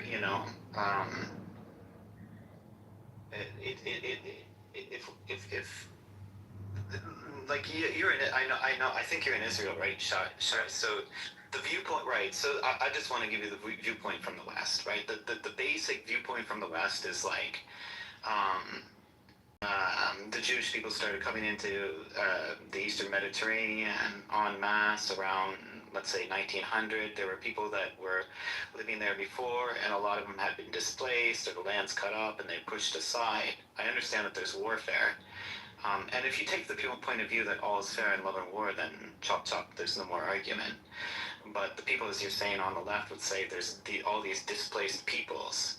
And that they don't have freedom of movement, and there's been a tremendous amount of media coverage of this, and this is why a lot of folks in the West have this particular point of view, because it seems like almost like the analogy that I was giving, right? It does seem to a lot of Westerners that it's like, imagine I move back to Slovakia or move back to England, and then I kick out the new, let's say kick out all the non-English because we want a pure British blood society that stretches back 3,000 years or something like that. So that's kind of the extreme.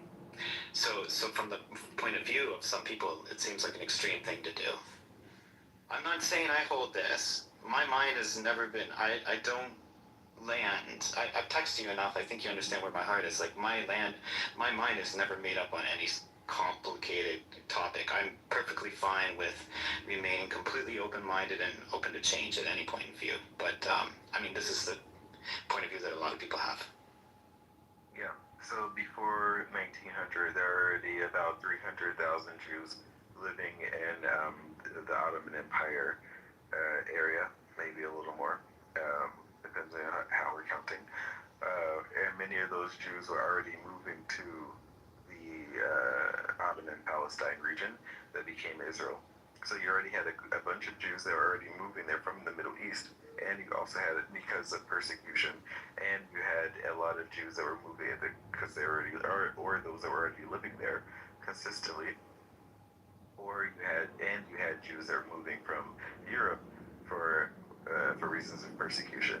What people don't realize is that at the time, Jews didn't even have citizenship in the territories that they lived in, because for the most part they were in the Middle Eastern countries. At least they were considered dhimmis, right? They had second-class citizen status. They were living in isolated areas for the most part. There were some places where they lived in somewhat integrated areas for some periods of time, but they didn't have like rights or privileges of citizenship like you would sort of presume. Yeah. They were in some ways they lived the same way Gypsies did, the Roma people did, however you want to call them. Yeah. Before, like during the time of kingdoms, right, where they were just sort of like roaming around or isolated to particular areas. And Jews 100% true. Yeah. And Well, add to what you're saying, the Balkans is a very good example of this because during the collapse of the Ottoman Empire, a lot of the Muslims were kicked out of Europe, of places in Serbia and Croatia and many other places. I mean, some of them stayed in pockets, but as the Ottoman Empire collapsed, they were very much, given a signal, go back to Turkey sort of thing. So this is and you're right, and the Christians too were treated as second-class citizens during the Ottoman Empire.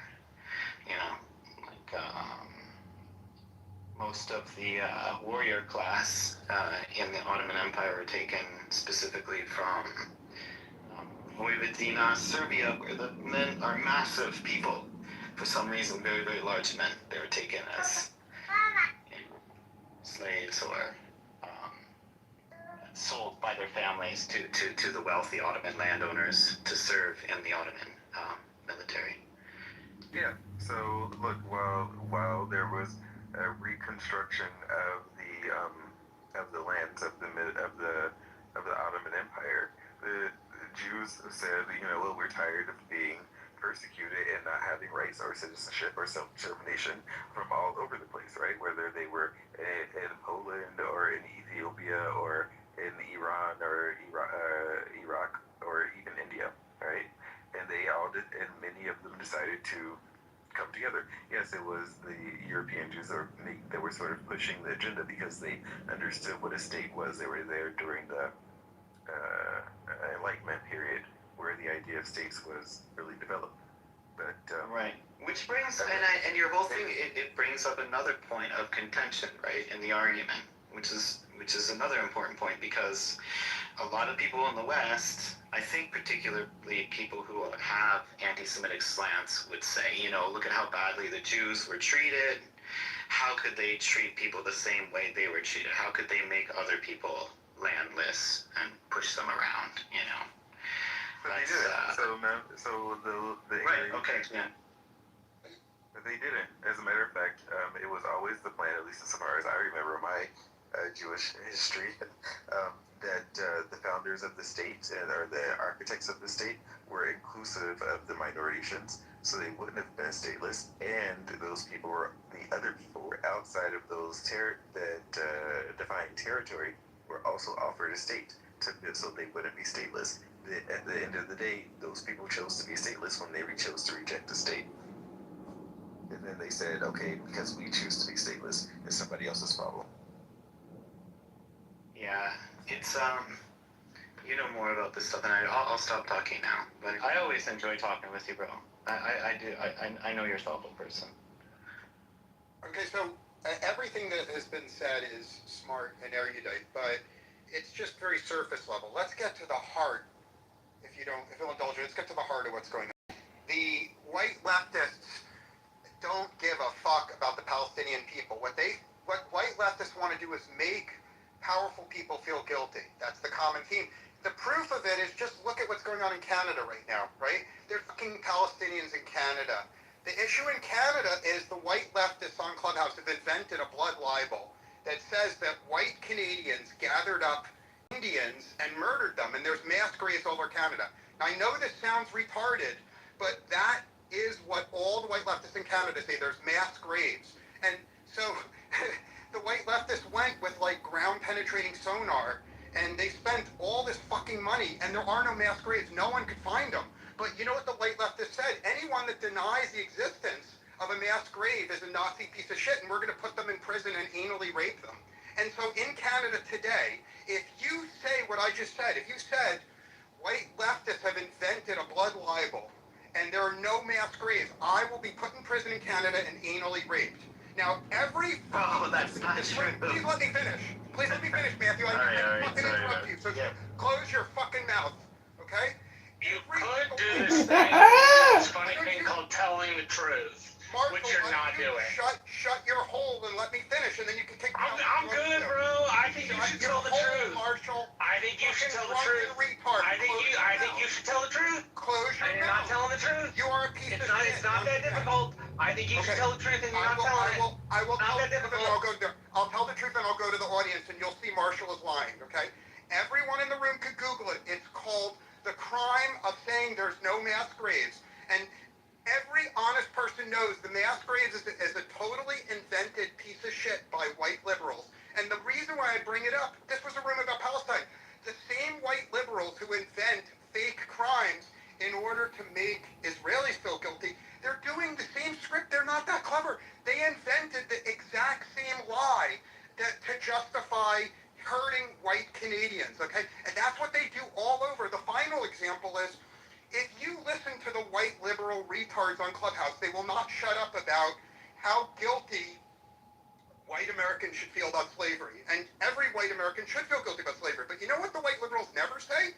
Muslims took more slaves than white Americans. In fact, the number of slaves taken by Muslims... It's irrelevant to the discussion of American slavery.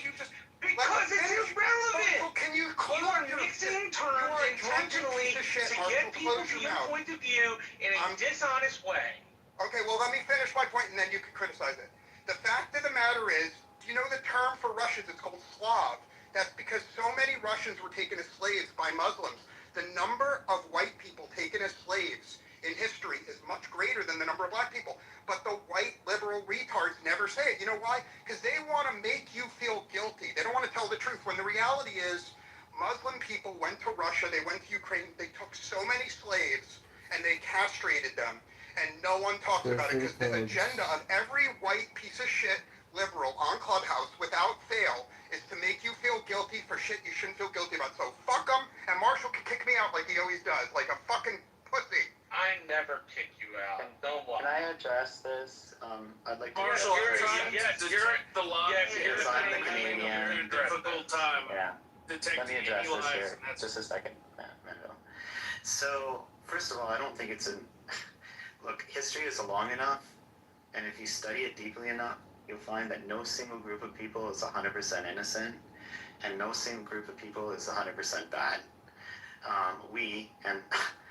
First of all, I think we should view ourselves as individuals. I don't feel guilty for fucking anything my ancestors have done. I don't feel guilty for anything my father's done. Right? But I'm not going to stick up for my father if he does something stupid either. Let that sink in. Try to think that way. And try to get history accurate. She's right, 100%. Again, my family's from Vojvodina, Serbia. Specifically the place where the Ottomans did take these, military slaves, because the people around this area are massive. Anyways, that's an interesting history. My family was a military family. Very interesting history. What is there mass graves? Depends how you might want to classify mass. Is it true that people that happen to be white, that were of the Catholic faith, or who perverted the Catholic faith, who probably don't represent the values of the average Catholic person? I wouldn't want to put them in the same category. That some of these men came over to Canada, raped and killed little kids, and were perverts and out of their freaking mind. That's absolutely true. That's absolutely true. Is it true that Canada's early government treated the Native people absolutely horrendously? For sure. But I don't feel guilty for that. Why should I? What? Just because I happen to look the same as maybe some of these dudes Petition that for lived 200 years ago have Yes, did sir. horrendous things. The dream I of feel becoming a absolutely British no officer. connection to that. And send I don't feel Lieutenant any Naz His connection to Majesty's any fit. particular group of people. Again, Can't believe my like I brother said, communicated this even on my if I thought I behalf. did something stupid, I'm not gonna Lawrence stick up for Washington. him. He I'm certainly not gonna served under. If I were to allow it, purchase price for an So I ensign think you in have to Coldstream is disengage yourself £700. that way, Do you yourself possess that, as sir? an individual. No, sir. I do not. Then why not seek to join the militia? But I wish to serve the crown as an actual officer. Then how much land do you possess? Does try to I'm a custodian under my brother's estate, Mount Vernon. Tenant farmer. Ourselves Education? not I received a full individuals, schooling after my but father as died, kind sir. of representatives But I recently obtained all my of civilian's us in this license. Be a room, British and all of us officer. across the world You have must the first be a right to gentleman. live as individuals. If I may, sir, how is it that my if brother you're qualified living and your I do not? He owns as Mount an honest, Vernon. regular human He was being, properly you don't have to educated feel in any of England. that shit. It's What's stupid. more, he's married to a Fairfax. Yes, and he's been a great mentor to me. Described as a leftist. I understand I've some other studied arguments to become a that try gentleman. I've lift even you up and compiled they're all very I've learned. racist. Some of these people on the far Goodness, man, left how much do you write? all land. Well, I compiled it from other books. It's called Rules of Civility and Decent Which Behavior. is to say you plagiarized it. No. But it doesn't mean. Well, yes, but Imitation of great men does not make you one. Don't forget, we had. I ask again, sir, how may I become a British officer of the crown? You cannot. There must be a path. There is not. The Salem witch For you. Yeah, like, do I do crazy? Do I do Please. crazy like that? No. Stop writing me letters. Fucking crazy people, you know? You don't like, Exactly. It's stupid. And any of the media or any of the TV that try to tell you that all the Jews are the same, all the Christians are the same, all the Muslims are the same, it's ridiculous. It's a type of mind control. It's all bullshit. It's to separate us. It's to separate us. And you see we're losing our rights every fucking time, man. They pass bills in the Senate like at nighttime. And Democrat vote organizing. Literally, like We have to understand that if Democrat socialists essentially strip traditional Democrats of their position and become Bernie Sanders. Senate working late into the night.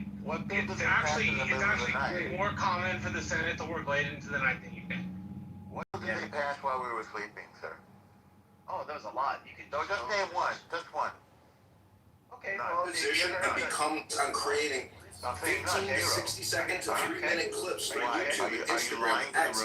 They don't do any real work. They don't do any real intellectual exploration, any education. If you're a professional and you're a doctor, like a dentist, or a heart surgeon, or even a realtor, you have to do continuing education. I'm gonna ignore you because you're uneducated, so it's okay. Did you lie, sir? What bill did they pass while we were sleeping, sir, and why are you lying? Oh, absolutely nothing. They never did. They never did. Well, that's what I thought. Why did you say it then? I'm sorry. Why did you lie to us? El retarded. I'm sorry. Why did you lie? Oh, I'm sorry, El retarded. I'm sorry. Well, why did you lie? El retarded. I'm sorry. You don't understand. I'm No, I sorry. didn't say if you were sorry. I said why. Why did Norm, for fuck's sakes? What's that? Why did you lie to this room, sir? I said I'm sorry, El retarded. But why did you do it? El retarded. I said I'm sorry. But that's not a why. He apologized. We can move on. He apologizes. Please try not to lie, okay? Thank You're a you. realtor. You have to do continuing education. Our politicians are just spammers, and they're liars, and they're hypocrites, they're fraudsters, and they're thieves. I am complete. This is Yo, it's true. True or false? We're going to Jay first, and then we're going to you. This guy went in La La Land. Yeah. Could he mic up this annoying. It's really, really weird. Like when we do this thing of when complaining, did he just leave? You got the phone. Well, I was responding to Matthew because it's really weird when I hear from people, especially when it sounds like they're Trump supporters or people on the right, and what I would mean as the far right, when they're like, oh, you should, the media is trying to, group us all together, and I'm not going to feel guilty about, what my ancestor did. Who's trying to make you feel guilty? Is it guilt if you're simply acknowledging history? I know that this president likes to completely whitewash and reshape history. Oh, sorry. I'm in the Matrix? Oh, that's can you hear me right here? I actually agree with I agree with the history guilt tripping if it's factual information.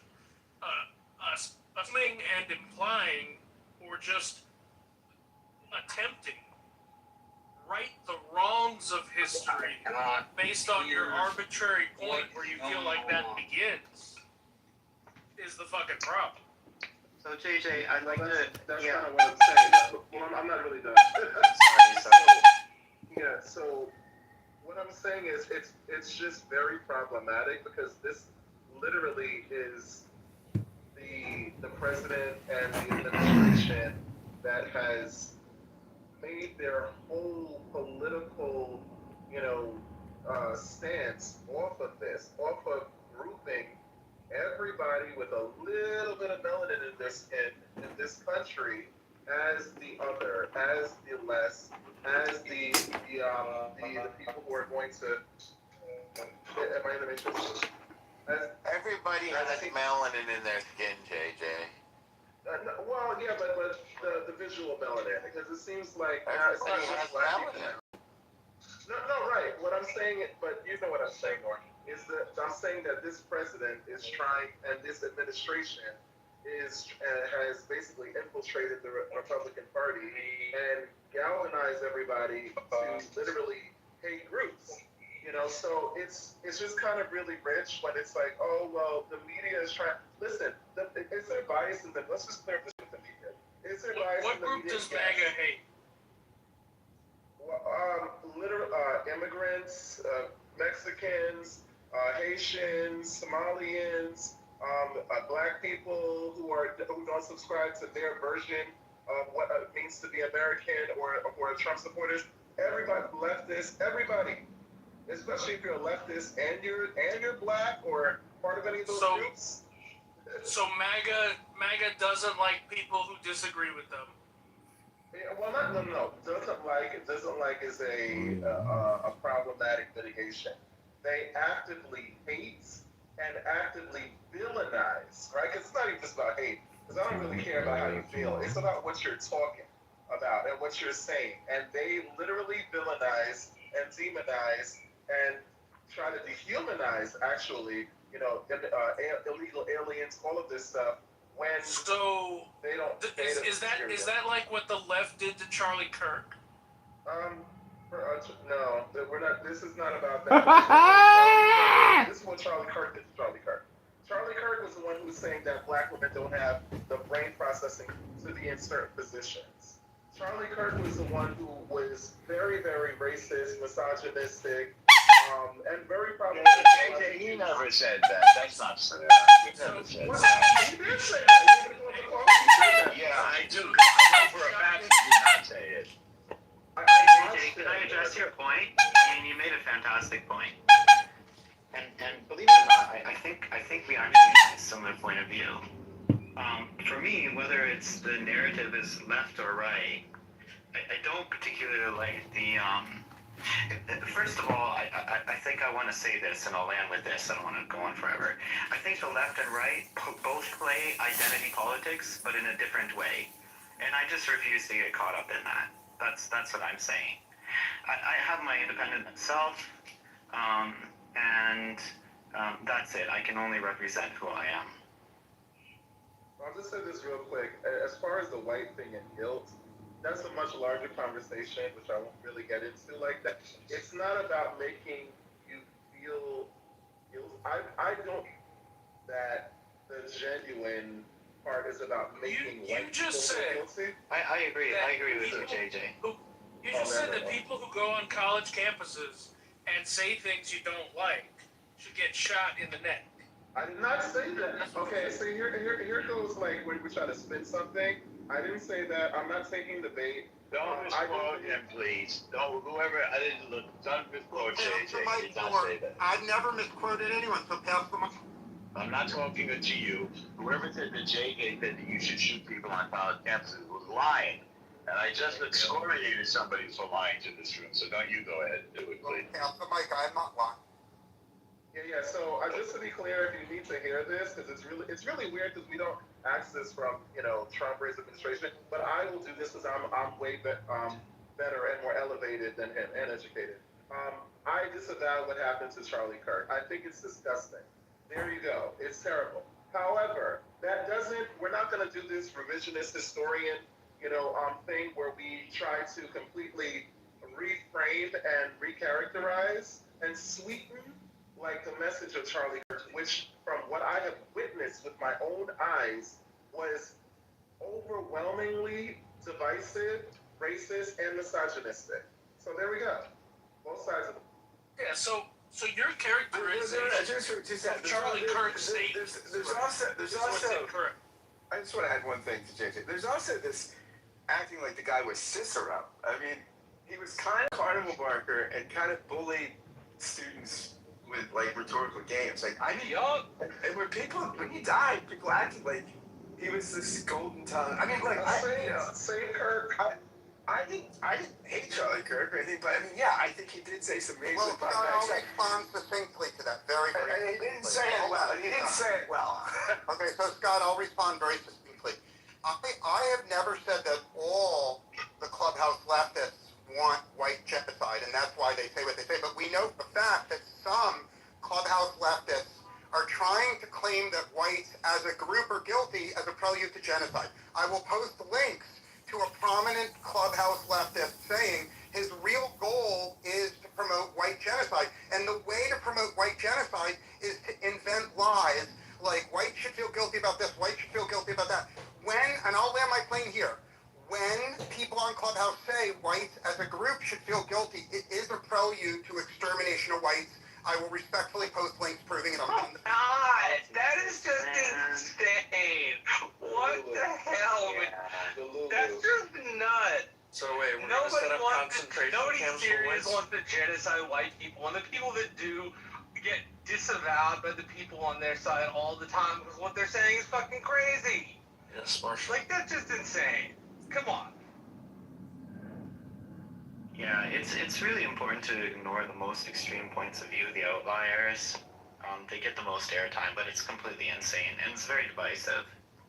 Yeah, but just to round about the point with the thing, I do think that it's a separate conversation in terms of like the media and the this particular agenda by Trump's administration to reframe history in order to absolve our ancestors in this country from the atrocities that they've done. It's like people are complicated. Have they done, nobody's perfect, nobody's angels. Yeah. But we're not asking, at least in the black community, from what I can, as a black American, I'm not asking for guilt. I'm asking for acknowledgement and the truth, and to maintain that despite people's feelings. Because if we're going to talk about, people or LGBT community's feelings, let's not spare, Christian white people's feelings or their children's feelings. Dude, you just mean tell the whole story, JJ. Tell the whole story. And why are you feeling guilty? Just tell them. Exactly. And then, your guilt is your own. Don't feel guilty. The problem is, Jay, is that sometimes people hear these sorts of things and then they take up the responsibility on their own psychological accord because our minds tend to fall back in a sort of recessive way, in a sort of amygdala type recessive way of like associating ourselves with what our ancestors did. And there's no reason to do that. There's absolutely no reason to do that whatsoever. Just in the same manner, like JJ, if your father did something horrific, nobody should ever hold you accountable for the things that he did. How is that possible? I agree. And I think we haven't crafted narratives carefully enough or articulate enough or nuanced enough. But, the media, whether it's coming from the left side or the right side, they love to troll us. They love to make us feel bad and divide us. So you can understand when people say, oh, I feel guilty for what my ancestors did, It's kind of a natural human reaction, but I guess what you and I are saying is that they don't have to feel that way. History's fascinating. It's very complicated. I love it, and we should study it accurately. Yeah, and I think it's But also let's be clear that the source of a bunch of new history that is lacking in evidence and heavily editorialized through a very modern lens is not the right now. The vast majority of the social sciences that are spitting out bullshit that's very easily debunked is coming from the left in order to justify I don't think narratives that that's they what want to JJ make is actually asking for. I don't think JJ is asking for some Lilliputian tale of, that's not the right way to use that word, some lily white tale about America. And he's not asking that we just say the bad things. He's asking that you tell the good, the bad, and the ugly. Which means, say, for example, when telling the story about Stonewall Jackson, you have to admit that the guy was an ardent Presbyterian, devout, putting on 9 people. How are you a devout Presbyterian who follows Calvinism and loves the Lord, and then you own 9 people? How do you do that? And those questions have to be asked. As a former Presbyterian, I take offense to the word ardent or enthusiastic. Presbyterian. Nobody realizes that's the most Presbyterian joke. Exactly. This is an ardent Presbyterian. Presbyterians are not ardent. Once you become ardent, you become a Baptist. Marshall, I was listening to you. Scott, is it your position that there are no ardent or passionate Presbyterians? No, absolutely not. I deny it. There are, yes. Marshall, I was listening to you, but there is no, especially I would say from 2000, I don't know, maybe 12 to 2020 in particular, there was a lot of really toxic, anti-white, anti-American, basically trying to completely do the opposite of whitewash, but make it seem like there was nothing redeemable about us, and that we were. It was basically to erase, and they went as far as to try to basically say look, just white people being around are bad. What? Well, okay, so that's pathetic. Yeah. Way too liberal of a direction. I think people too often want to tell the bad things and not the good thing. But again, that's not what Jay was asking. Jay was simply asking that you just tell the story, right? The good, as I said, the good, the bad, and the ugly. And his answer to that was yes. That means you tell the whole thing. It doesn't mean you be un-American about it, right? Jay's not an impartial narrative. The way he... Hold on. The way Jay characterizes if you want it, but he's just asking that you tell the whole story. That's not a big deal. When I tell history, I tell the whole story. Why not? He didn't accurately represent the views of MAGA that he disagrees with. He took an extreme. You said that MAGA voters in America hate all immigrants, and then you went on to list a number of countries. I'm assuming from the shithole countries list. Manville, there's no shithole countries, bro. This is not a dislike. This is there are some shithole virulent, and dangerous hate. I call it. MAGA has for not optimally. They do. Not all Republicans. Not all Republicans are MAGA, but put it this way: when you have the KKK, Proud Boys, all of these people who are chanting MAGA or saying that Jews will not replace us, or saying that people are poisoning the blood of the country, or that was Trump too. I get them conflated because they have the same rhetoric. That are saying that if people are eating cats and dogs, that was against Trump. And are why are you talking about feds in Charlottesville as if they're... This conversation is devolving into generalities and extreme examples. Yeah, no, but the whole point is that it's really weird because one thing that I never like to do is downplay people's intelligence. I feel like that's very few when people do that. So I do think that that people in this room really have enough intelligence to understand what's actually happening. No, bro. Let's not act like we're oblivious. you're at such a high level that we're not actually able to breathe up here, and we're gonna need you to bring this thing down to. So what I'm saying is that. Right, we might legitimately disagree, though, JJ, about what the big picture is. And that's fine. But I think that we need to accurately, because especially if I'm being criticized for accurately depicting something, then we also do need to acknowledge what's actually happening in terms of this very racist, culture of, I believe that, Trump and this administration is largely responsible for, and has been ramping up, about basically anybody who is not white, lily white commercial users. I feel like in this country, because the only immigrants that Trump and people seem to is what, the white South Africans. Everybody else is not welcome. In the words of the great Lindsey Graham, Trump was a race-baiting, xenophobic, religious bigot. That was JJ, we let almost 1 million immigrants into this country every single year. That's more than any country on the planet or any country in human history, and most of them are not white. So I'm sorry, but your premise does not hold up. No, but that's not what I'm saying. What I'm saying is that there in terms of MAGA and what Manville was saying, seems to be a very angry, very robustly racist pushback against that. And then when we comment on that, then it's like you're saying you're anti-white and stuff. I have never heard anybody say that they're against illegal immigration.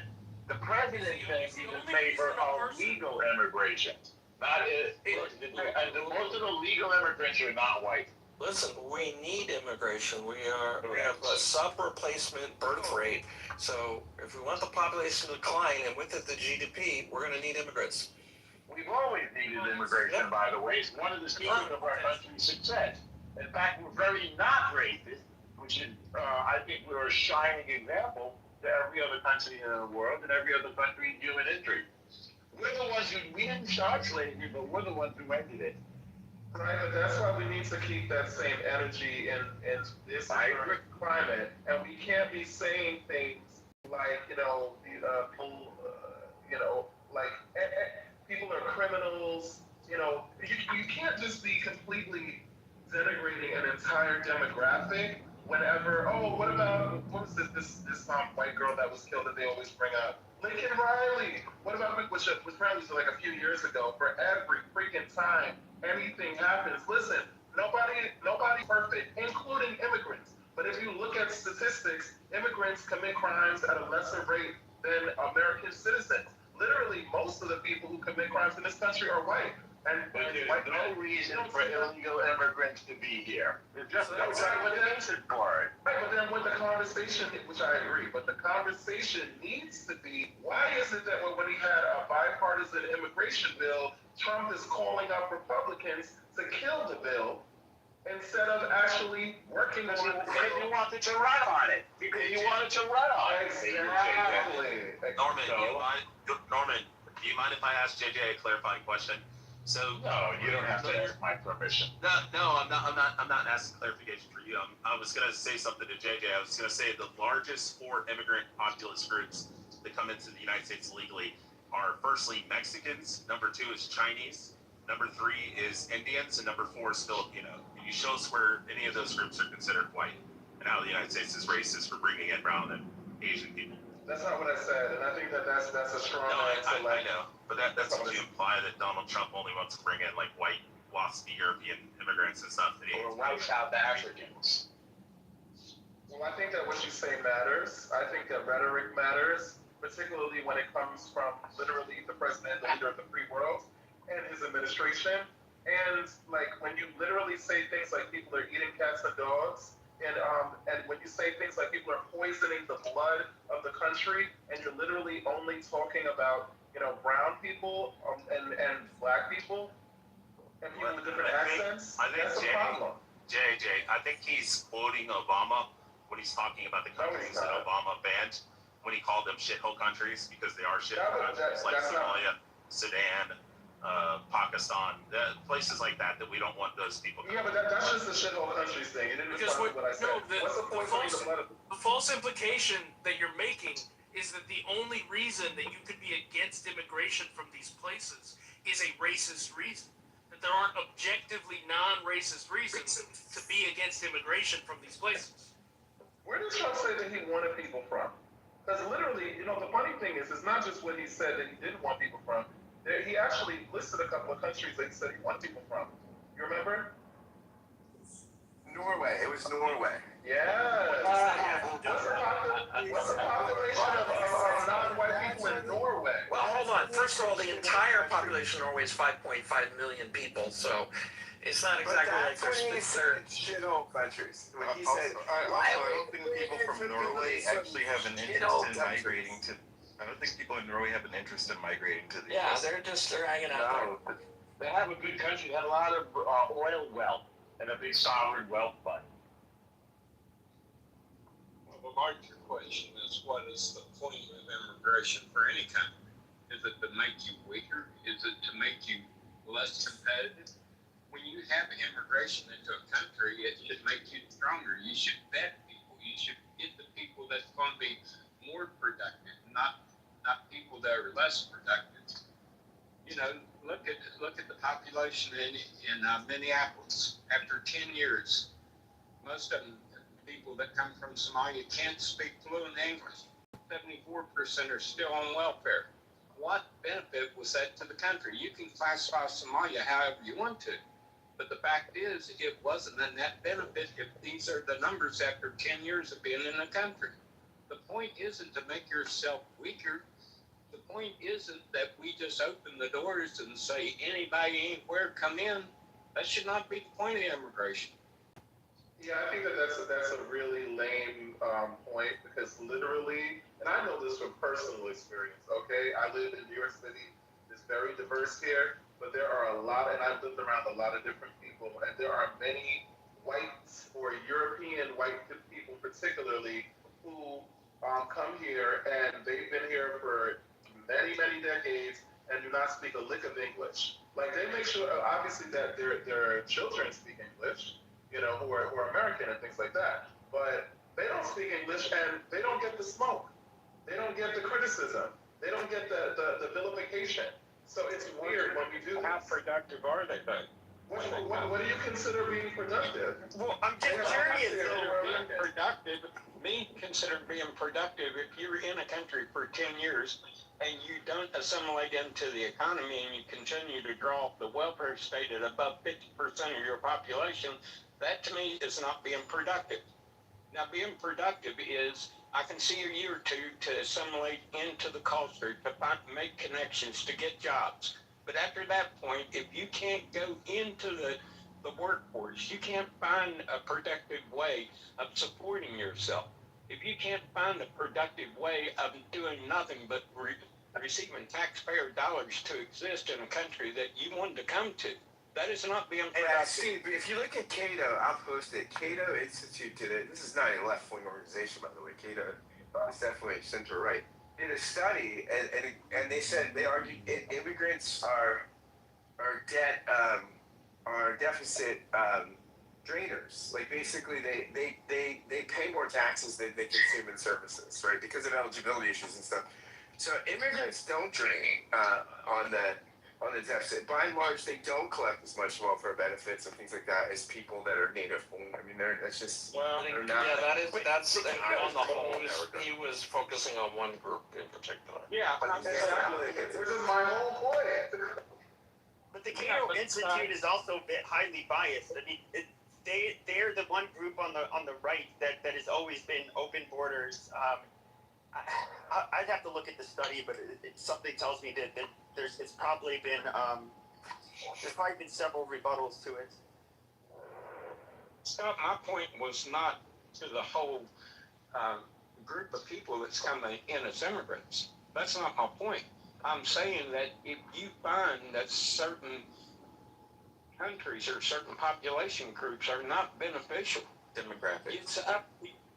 Yeah, it's up to you as a government to kind of weed out the people that's going to be a drain to. Yeah, that's fair. Yeah, that's fair.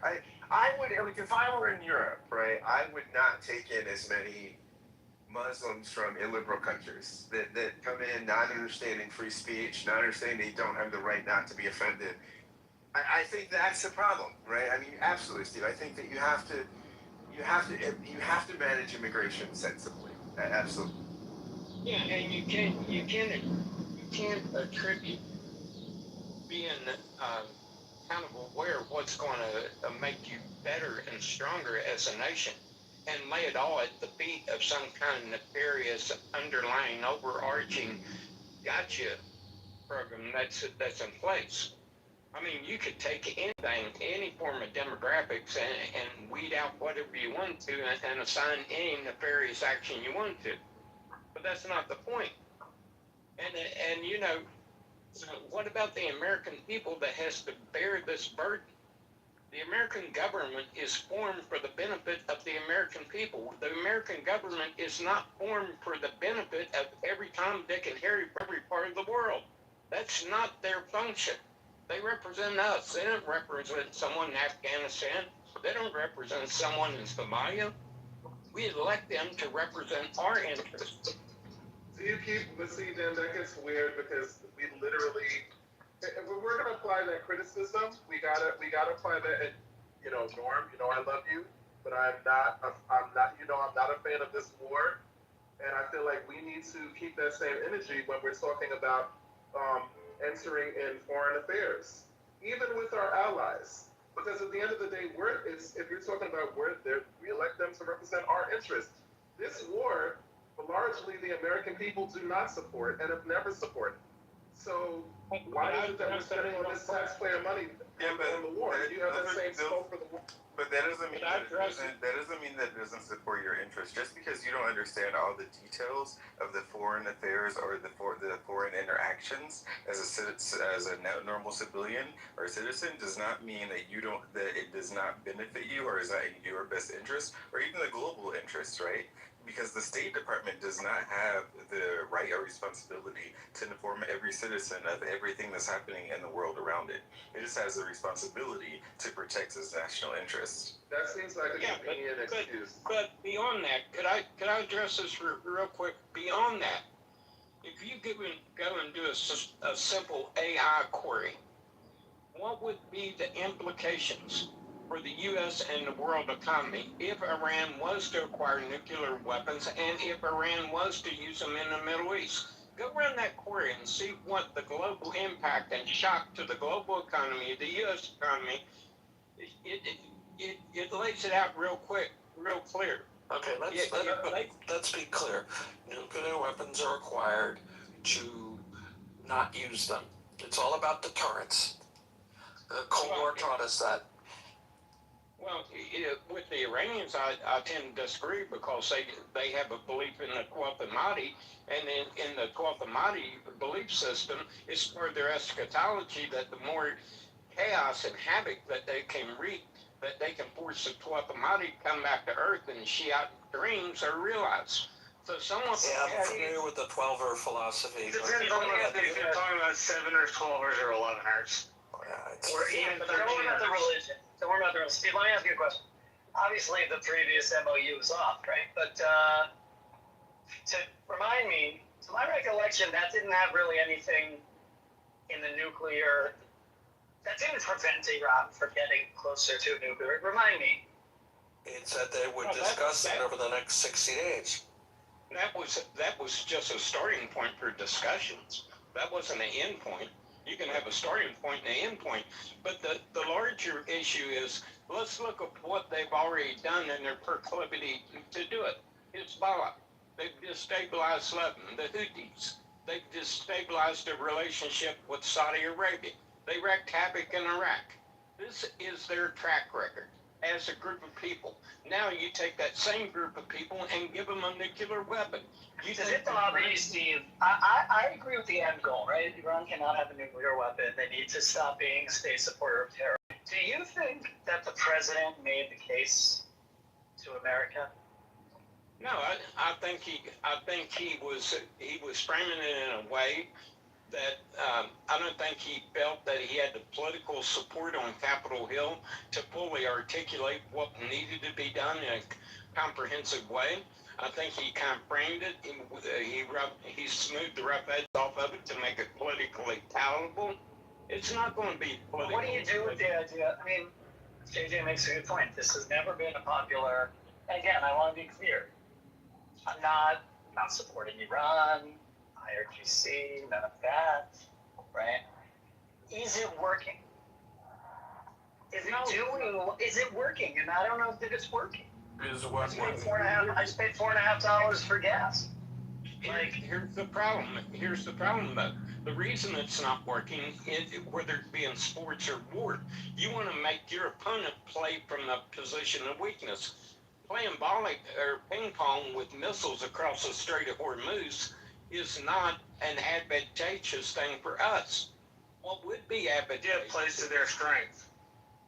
Yeah, they don't have to worry about anything other than lobbing missiles at some of our partners, or occasionally lobbing a missile at our base.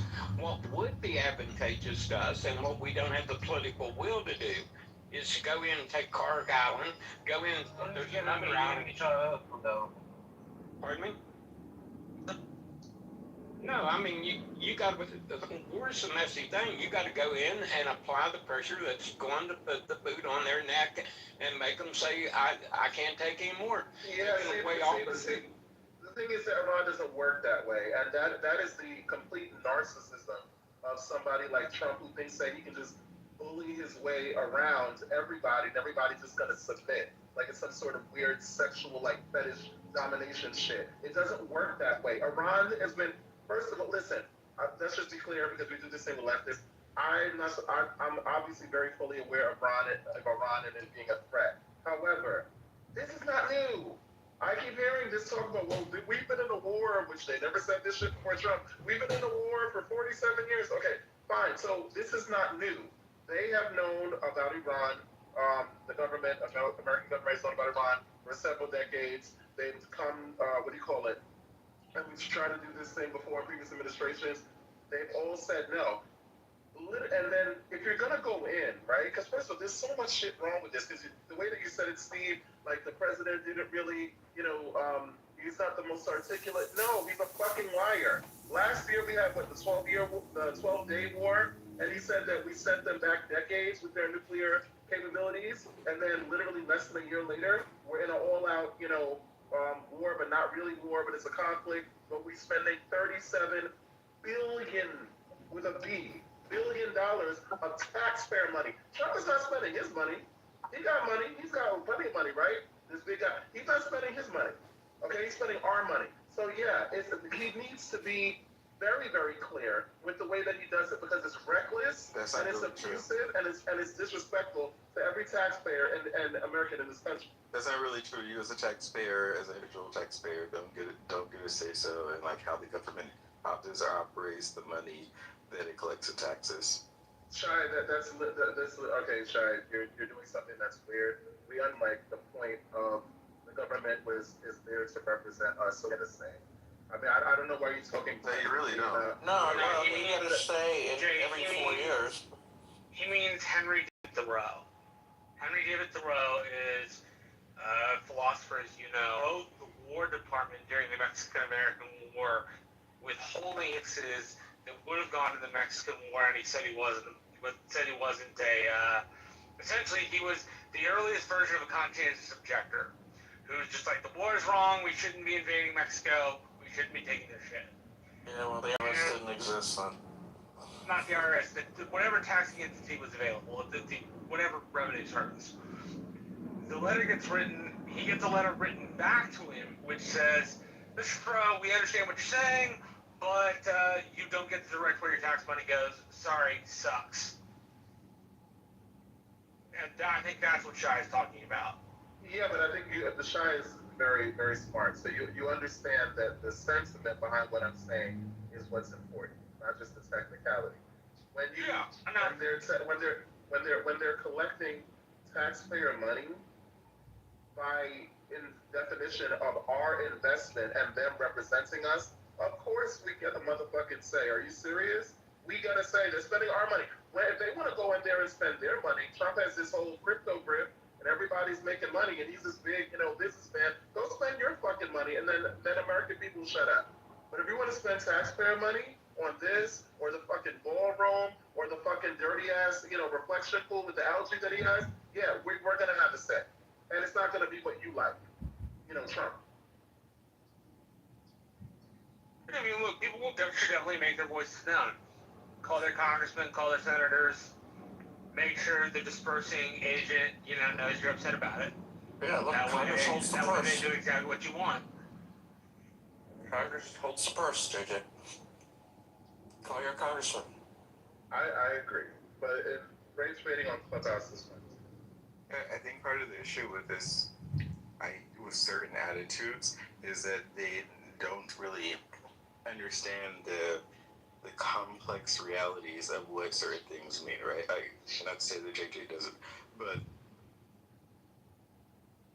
part of the complexity of all of this, I was watching this film earlier that was talking about about 10 years ago, Russia, China, and Iran were making deals, right? And they were making these weird backdoor deals. And I think this war has been planned for the past 10 years. It's not just something that Trump came into office and started. Maybe he has some other information, I don't know. But it looks as if we start drawing the lines and looking at the weird history, obscure history that's been happening between certain parties over the past 2 decades, then it seems as if part of the war has been planned for quite a while. Well, I'd like to respond succinctly to our friend Shai. I think opposition to this war unifies two groups that hate each other. I think there are a lot of pro-American patriots, people that love America, that are against this war. But there's also a huge group of people that hate America and want to see America die who are against the war. So it is a very muddy, complicated issue. If you're going to discuss whether the war is a good idea or not, you got to know the priors of the person you're debating. Now, on Clubhouse, when I go into MAGA rooms, the MAGA people who hate this war are patriots. But when I go into progressive rooms, I see a lot of people who hate America, who want to see Americans die, and they're against the war. Some Clubhouse leftists, in my opinion, hate America, and that's the one Iran to have a nuclear weapon, and I'm done speaking. What do you qualify as hate America? Because I just want to be clear, because we do this thing a lot of times where we conflate hate with legitimate, valid, substantial criticism for something. So we're saying hate as in, like what Iran is trying to do in their rhetoric, versus like Americans who are like, yeah, America is not, America has blood on its hands too, and we're not the picture perfect moral authority of everybody, but we still love the country. So which one? Well, I mean, this has been top of mind since 1988 for Trump. He once said, quote, "One bullet shot at one of our men or ships and I'm doing a number on Cargill, I'd go in and take it." Which is 90% of their oil exports come through Cargill, of course. That was when he was a private citizen in New York. That's absolutely true, Yaakov. I remember There's nothing you hear said that. There's nothing you hear coming out of Trump. Yeah. There's nothing you hear coming out of Trump's mouth now is stuff that New Yorkers have heard him saying for 50 years. Yeah, he would say, like, Iran is humiliating us, that the U.S. was weak, not responding. He favored military retaliation. He really always talked about it in the same tone of sort of restoring credibility and deterrence. But you know what it is? Like, I would have and this is my general problem with Trump. Trump is all about optics, and you have to separate, like, the genuine, he does this thing, like, where he kind of very, very nefariously, he puts a little bit of, like, what he knows people want, but then he shrouds it with what he feels will glorify him. Because he constantly needs to be pandered to and glorified, and everything has to be a big show, and he has to, have like a big party for himself, on the White House lawn and a WW, or F thing or whatever the kind of bullshit that he has, and show up at the FIFA games and nobody wants us here. Have audacity to show up here in New York with the Knicks. What about the They FIFA definitely games? didn't. He showed up in the FIFA games in Spain. Spain in the picture, and Spain literally cropped his orange ass out. Shout out to Spain. So the point being is that he does this thing where the reason why he even does certain things that he knows people want is purely based off of whatever he feels will make him look good, i.e., the situation in Venezuela. That was a situation that I truly believe that he did because he was told that it would be a good look for him. Was there some good that came from it? Of course. But he does not do things that he feel like will benefit people unless it also kind of makes him look good as well. Same thing. The perfect example of this is what's it the checks that he gave with COVID. I'm talking about stimulus checks. Yes, the PPP loans or PP, whatever they're called. Yeah, that and like the stimulus checks. People call them stimmies and stuff. So it's like he obviously there needs to be certain things done when it comes to like the wars. Because if he had a genuine, my point is this: if he genuinely was concerned about the war and or not the war, the threat of Iran and certain things, there was a proper way to do this, i.e., listening to actual people, because Trump, who are qualified, because Trump has never been in the military, he has zero military experience, and he don't know shit about how to actually do these things properly, comprehensively. So what he should have actually done, to the grown-ups at the table who actually are experienced, and then he would have known that this was the complete wrong way to go about it. But that's not what he did. You know why? Because he always wants to put this show of force and brutality and strength because that is his brand. His brand is brutality and force and abuse and grabbing by the pee and I'm this alpha male and all this bullshit. That is this performative toxic masculinity. That's his brand. So he always has to. The only problem with the grown up at the table is when it comes to Iran and the people there supposedly have done this for years have failed miserably for 40 years. But the track record of the grown ups and the diplomats and the people with so much experience has yielded nothing. So that's their track record. Look, that's just like a weird. That's kind of a weird thing to say because he's the commander in chief. He wasn't the commander in chief then. So if he's a commander in chief, then obviously he can galvanize the grown-ups at the table to actually do something. So it doesn't really matter what Biden did or what Biden didn't do or Obama or anybody else. He's in charge now. So my point was use those people and he wants to rename the Department of Defense, Department of War. You got war. Okay, so then if you want to do I think it's kind of hard to get your allies to come fight a war with you when you spent the last year and a half tearing the ever living shit out of them. That part. You can't really fix. That part. And again, get the people involved because they would have. I think everybody with every economist, what do you call it? People who are very, very familiar with how money works, the tracks, everybody told him these fucking, universal tariffs are stupid. They're not going to yield the results that you want. And they told him and they told him and they told him. And he said, you know what? Yeah, I see that this is like the intelligent, way to go about it. And I'm going to completely go the opposite direction. Why? Because I can. Because I am King Trump. And that's what I do.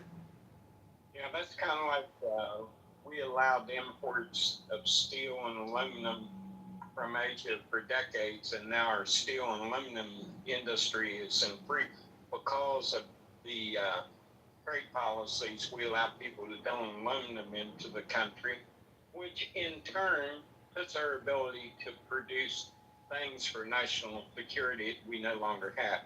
We've done the same thing with electronics. That's why we have this thing with China, because the people that was running the fabrication labs that used to be in the United States shipped them all over to Southeast Asia to make them at lower cost. So now what we have a steel industry that's almost non-functional. We have an electronics industry that if there's a burp in the supply chain, we can't even produce a truck. Yeah, that was real good. I mean, that's really, really. So I think that we JJ, we know that Trump is a narcissist. Even people that like him knows that he's a narcissist, and the attempt to give him or hyper focus on him, because it's not just him, right? He has an entire team behind him, and I don't think that he's just making these decisions. I think that the people who are sort of governing behind him are also contributing to the decision making for various reasons. I think that someone mentioned about the leftists earlier. I think one of the issues that the left have is the amount of control that America has in the world, and they don't like the fact that America is sort of maintaining global stability. I think it's unfair, and that we should stay out of the global business and mind our own business and do whatever. But they don't really understand that if America weren't doing what it was doing, then most of the rest of the world would just be in fire all the time. And it seems as if it is, if you watch the news, but the reality of it is it was a lot worse before the world created its stability. But Shai, that's not just a left thing, because I've literally heard that a lot of people, a lot of actually staunch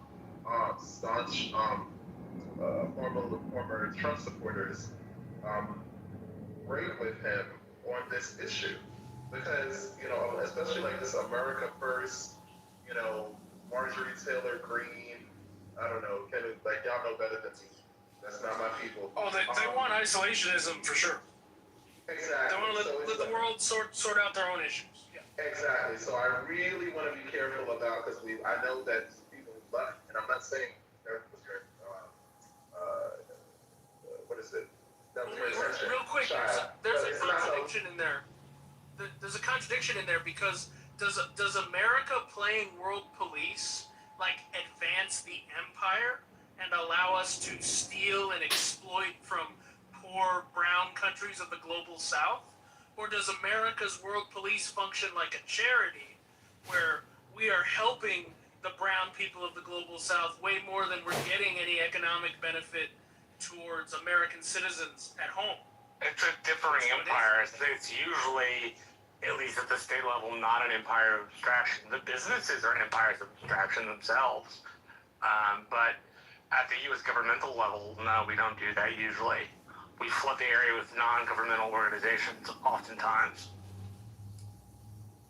Right, but those NGOs, right, they enrich shareholders, right? They enjoy the protection of the United States legal system and United States military, right, back at home.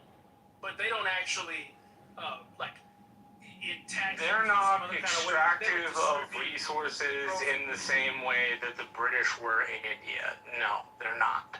Well, I think you could still find ways in which America's empire extracts out of other people.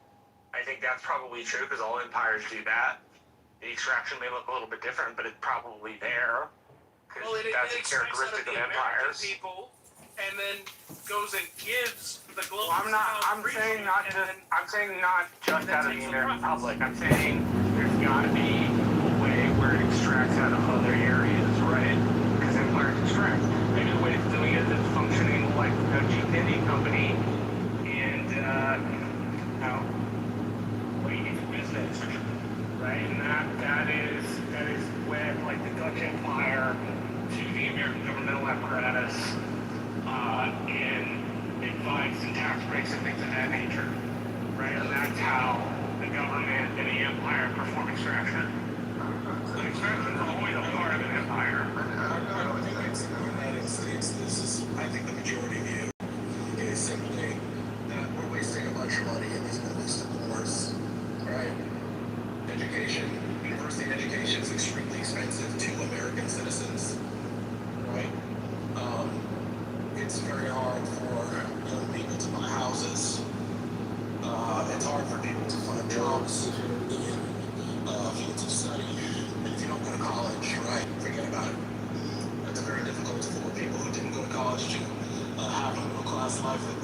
be worse off if they didn't go to college than their parents who didn't go to college, right? In terms of just like actual consumption. Most Americans are not interested in another Middle Eastern war. This is not like a left or right thing.